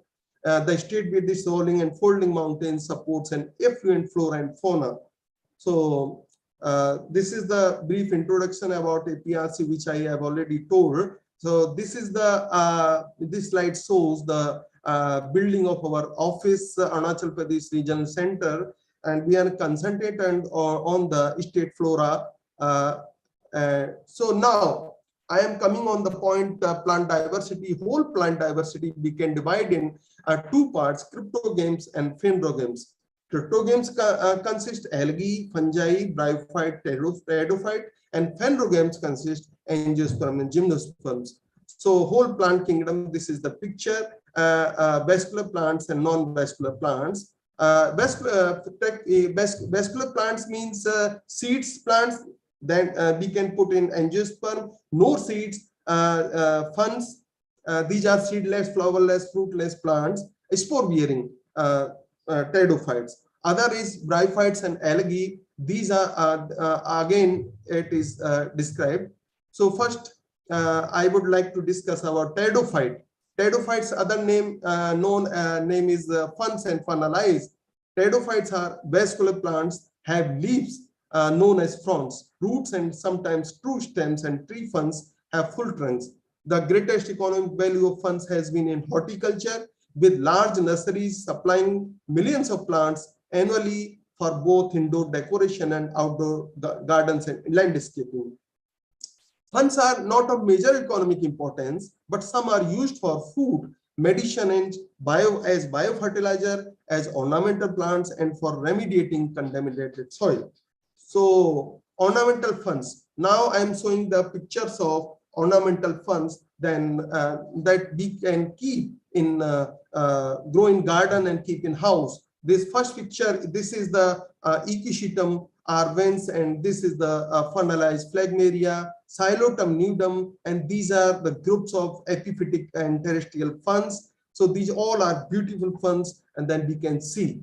And these are aquatic funds. Some species of funds grow in aquatic water. So this is the Ceratopteris thalictroides, Salvinia, Marsilia, Azola, and Isotis. These are some aquatic funds species, beautiful funds. And these are, if we will go in field, then we will see the beautiful funds in nature.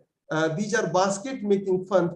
When we will see that will look like a basket. So these are some Thalipteris and Teris species. So beautiful funds. Sorai position, we can describe the plants on the basis of sorai. This is Adiantum philippensis. Earlier name is lunulatum, looking like a moon. And this is Asplenium, Dalhousiae, and other Athopicium. These are Asplenium species, beautiful funds. Then we can grow, these are species we can grow in gardens as ornamental plants. So edibility. So in Itanagar, I have seen in market people used to sell this Diplegium esculatum known as Dhikia. So one of the edible funds known for its delicacy by the tribes and local dwellers of Kodagu is Diplegium esculentum, commonly known as Therme, Thopu, Therme, Sopu, and locally known as Dhikia. This edible perennial fund is an important component of riparian vegetation, widely distributed on the banks of stream and rivers. So these are the species of Diplegium which usually sell for as a vegetable and people used to eat. Diplegium dilatatum, Lagifrons, Himalayensis, Succulentum, Deodolanae, and other Tecteria species, Angiopteris species, Scythia species. These are funds, edible funds. So we can see in market croziers of these funds. These are also edible, and use of funds as a cattle bed. Some species also people used for cattle bed. These are Pteridium revolutum. This is Hysteopteria insigia, Glycinia gigantea, Dicranopteris species. These species used as a cattle bed. So there are some funds we can use for medicinal uses as Nephrolepis cordifolia, Pteris viurita, Pteris spinescens, Tecteria cordunata, and Adiantum capillus veneris and Aluricopteris. These are equisetum diffusion. These are funds, and this is the picture of medicinal funds and used in allopathy, homeopathy, and Ayurvedic medicines.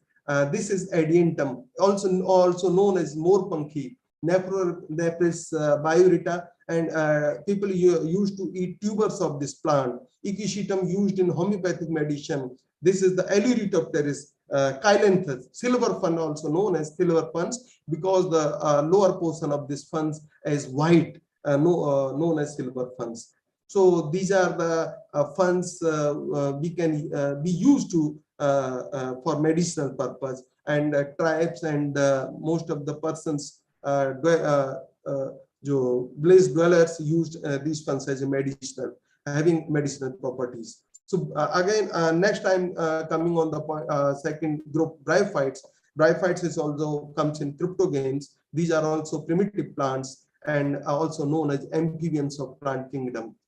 So this is also Bryophytes are pioneer of the land plants because they are the first plant to grow and colonize the barren rocks and lands. Soil erosion, Bryophytes prevents soil erosion. They usually grow densely and hence act as soil binders. There are about 2,800 species in India. Bryophytes. These are three groups: hornworts, liverworts, mosses. This is the picture of Bryophytes, and there are so many economic importance of this group, Bryophytes. So next is Geminosperm. Geminosperm can be classified in 4 groups: Cycadophyta, Ginkgophyta, Ctophyta, Coniferophyta. Usually we see the pinus tree, cheed pine, and cycas in gardens, beautiful plants. These plants species include ginkgo, pinus, cycas. Gymnosperms are a good source of food. Seeds of these non-flowering plants are widely used as an edible species used for producing various food products. A few species of gymnosperms are a good source of starch and are also used in the production of sago. As we can say, this imparts our parts in economy alleviation for rural areas. This is the picture of pinus and this is the cycas. These are all ornamental plants.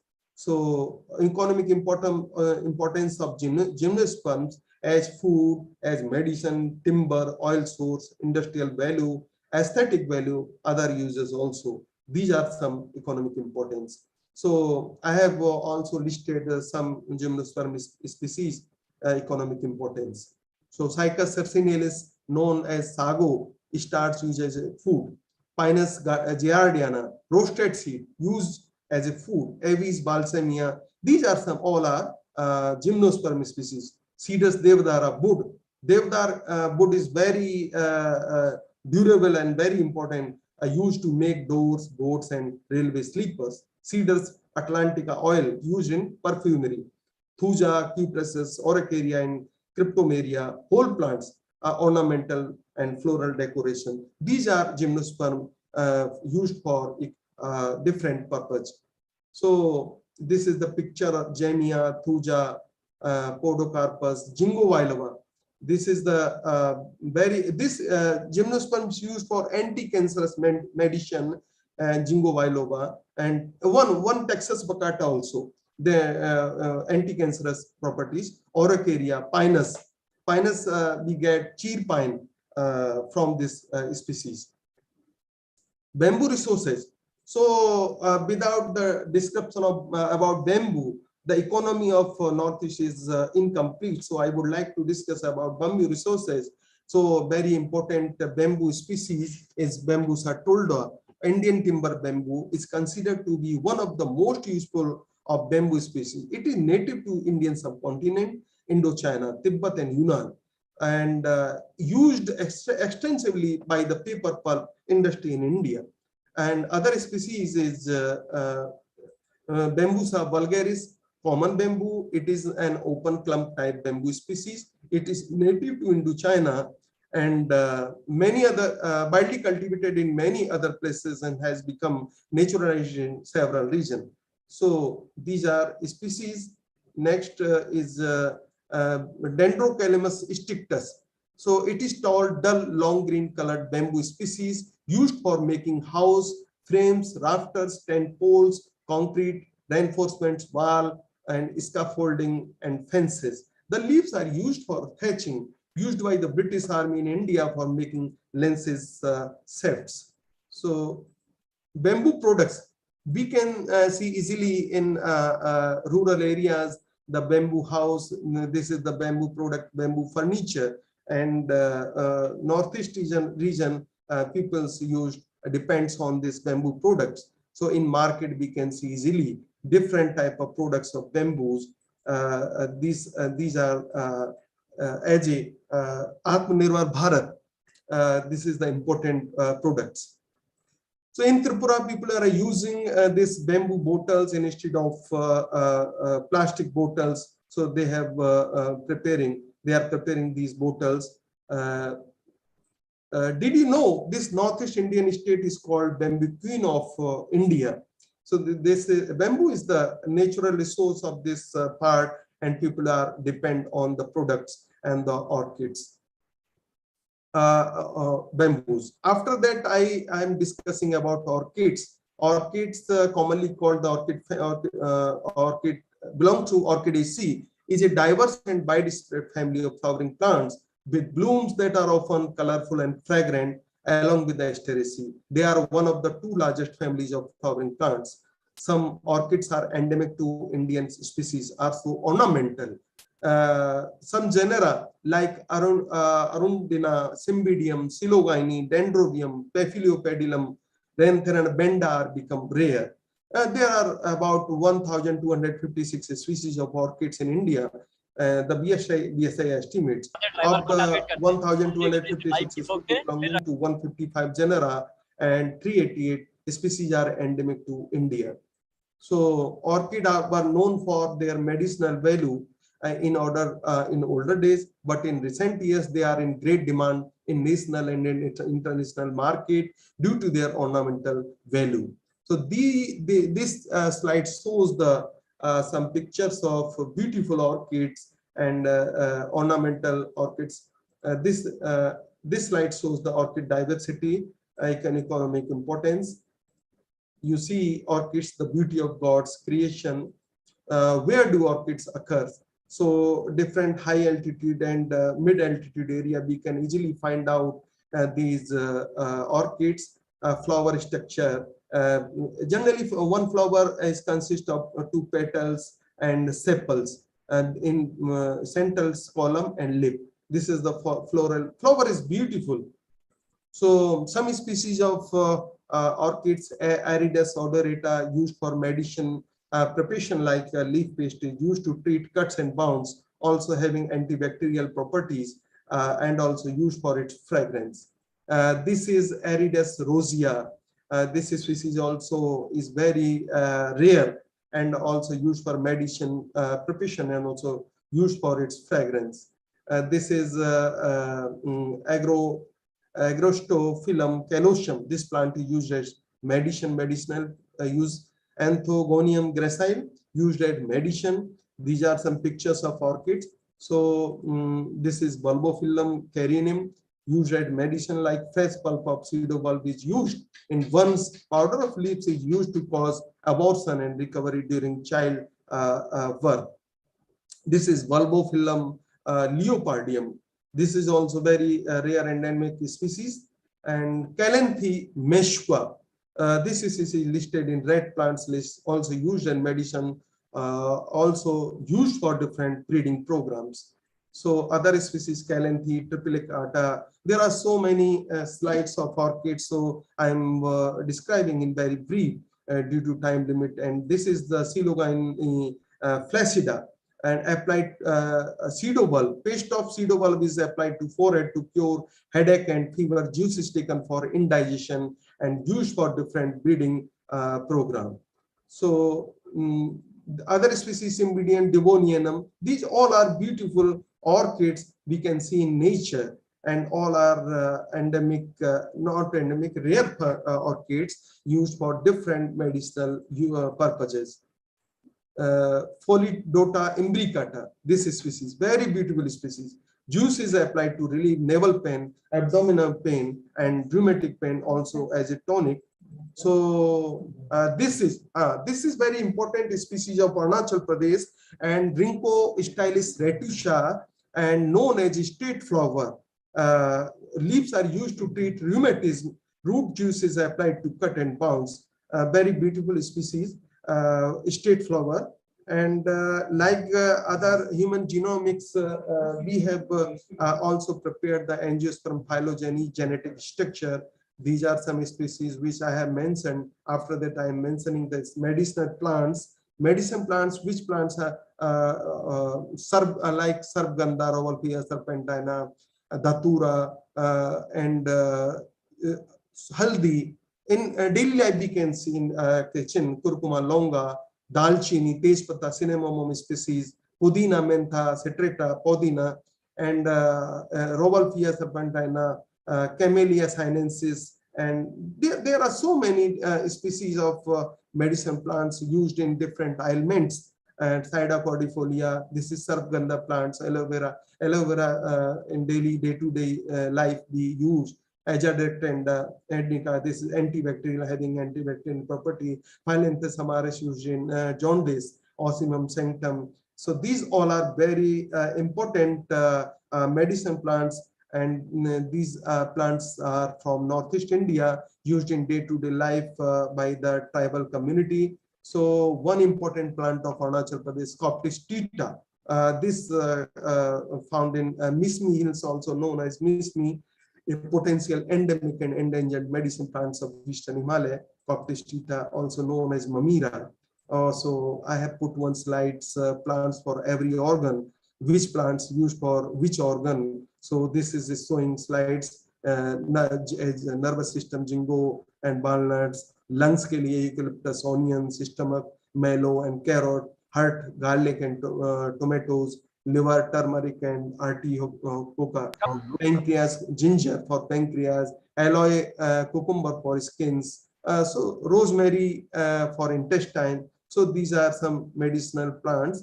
Senegala, some slides of medicine plants. Senegala reguata, a woody climber, occurs in Andaman Island and Assam, and extract are used in natural shampoos and hair powders.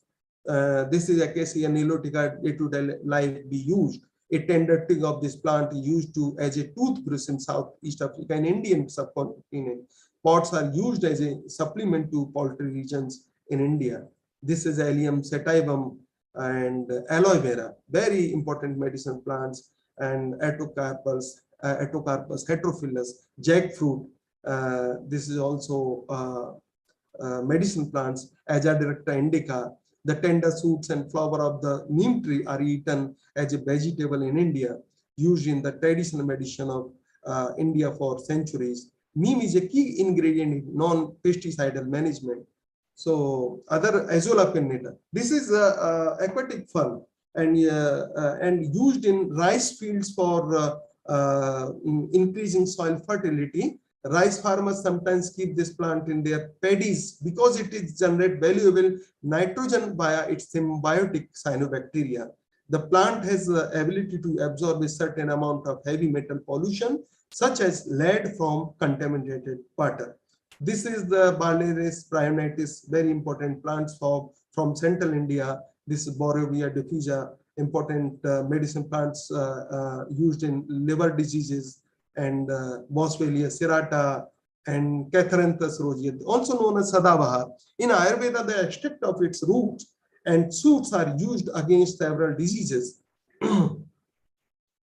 The insulin stimulating Vinco line has been isolated from this plant, very useful in diabetes, and this Dadavara plants. And Cedus devara, this is high altitude mountainous Geminosperms. Devdar is in great demand as building material because of its durability, rot-resistant character, and fine, close grain, which is capable of taking a high polish. It is an ideal wood for constructing the well-known houseboats of Srinagar, Kashmir. Cedar oil is often used for its aromatic properties. So these are some plants. Cinnamon tamula, tejpatta.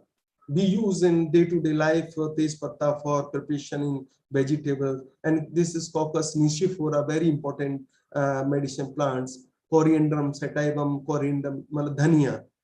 Fresh leaves are an ingredient in many foods such as chutney and salads.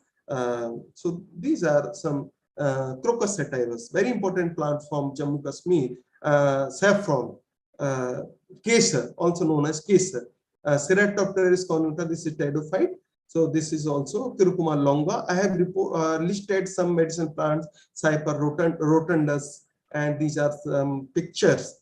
And Docus carota, bile caroti, very useful for eyes. Eclipta prostrata, the plant is traditionally used in Ayurveda, and Eclipta prostrata contains various phytochemicals used for different ailments. So this is the Elytria cardamom. In Arunachal Pradesh, farmers are growing this cardamom, and after this medicinal plants, I am discussing about non-timber forest products. People are depend on these products, different leaves. Here easily we can see in the markets, people usually sells these wild plants. Horticulture, after that, horticulture, this is the picture of kiwi and very important fruit plants of Arunachal Pradesh. These I have mentioned some fruits, and this is kiwi. This is grown in high altitude area like Debang Valley, Siang district, and other Tawang district and Kaming. Santara is orange, and apple, pineapple. These are fruits we can easily see in the market, and people used to. Most of the economy depends on these fruits, and very good example for AtmaNirbhar Bharat. Wild banana, farmers usually grow in their fields in wild banana. Banana flowers are commonly used as vegetables for cooking. So these are some wild fruits. So after that, I will come on the point of biofuel. We can use biofuel for economy, empowerment, and AtmaNirbhar Bharat. So palm, soybean, corn, sunflowers, these are jatropha. Earlier, we were using jatropha, quercus, castor oil for biodiesel. So these are some one slides and showing biodiesel uses. So ecotourism. Of course, whole Northeast India is very beautiful, and having altitude, low altitude to high altitude and different altitude favors the rich diversity and beautiful climates. So people usually adopt these patterns, ecotourism. There are too much possibilities for ecotourism in Northeast India. If we can see here and there beautiful rivers, beautiful mountains, and this is the nature. And as sir also told, nature the ultimate innovator. So this is a very important parts of the Northeast India. So ecotourism. The last, moreover, participation in this type of environment awareness program lead to the overall development. I am very happy to see that so many participants are participating in today's program. I wish you all the best for your success in the near future. Thank you all so much. So these were the slides of my presentations. Thank you.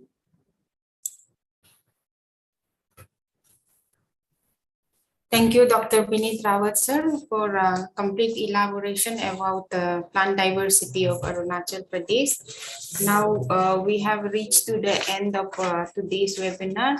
So may I I would like to extend my vote of thanks firstly to the Dr. Devapriya Datta, Head Advisor of Seed Division DST, and his team for initiation of this program and continuously monitoring the program. And next, I would like to extend my thanks to Dr. Bhim Prasad Sharma for his talk on career opportunities in science. Thank you so much, sir, for completely elaboration on your topic. And Dr. Kanchan Chaudhary, retired curator F.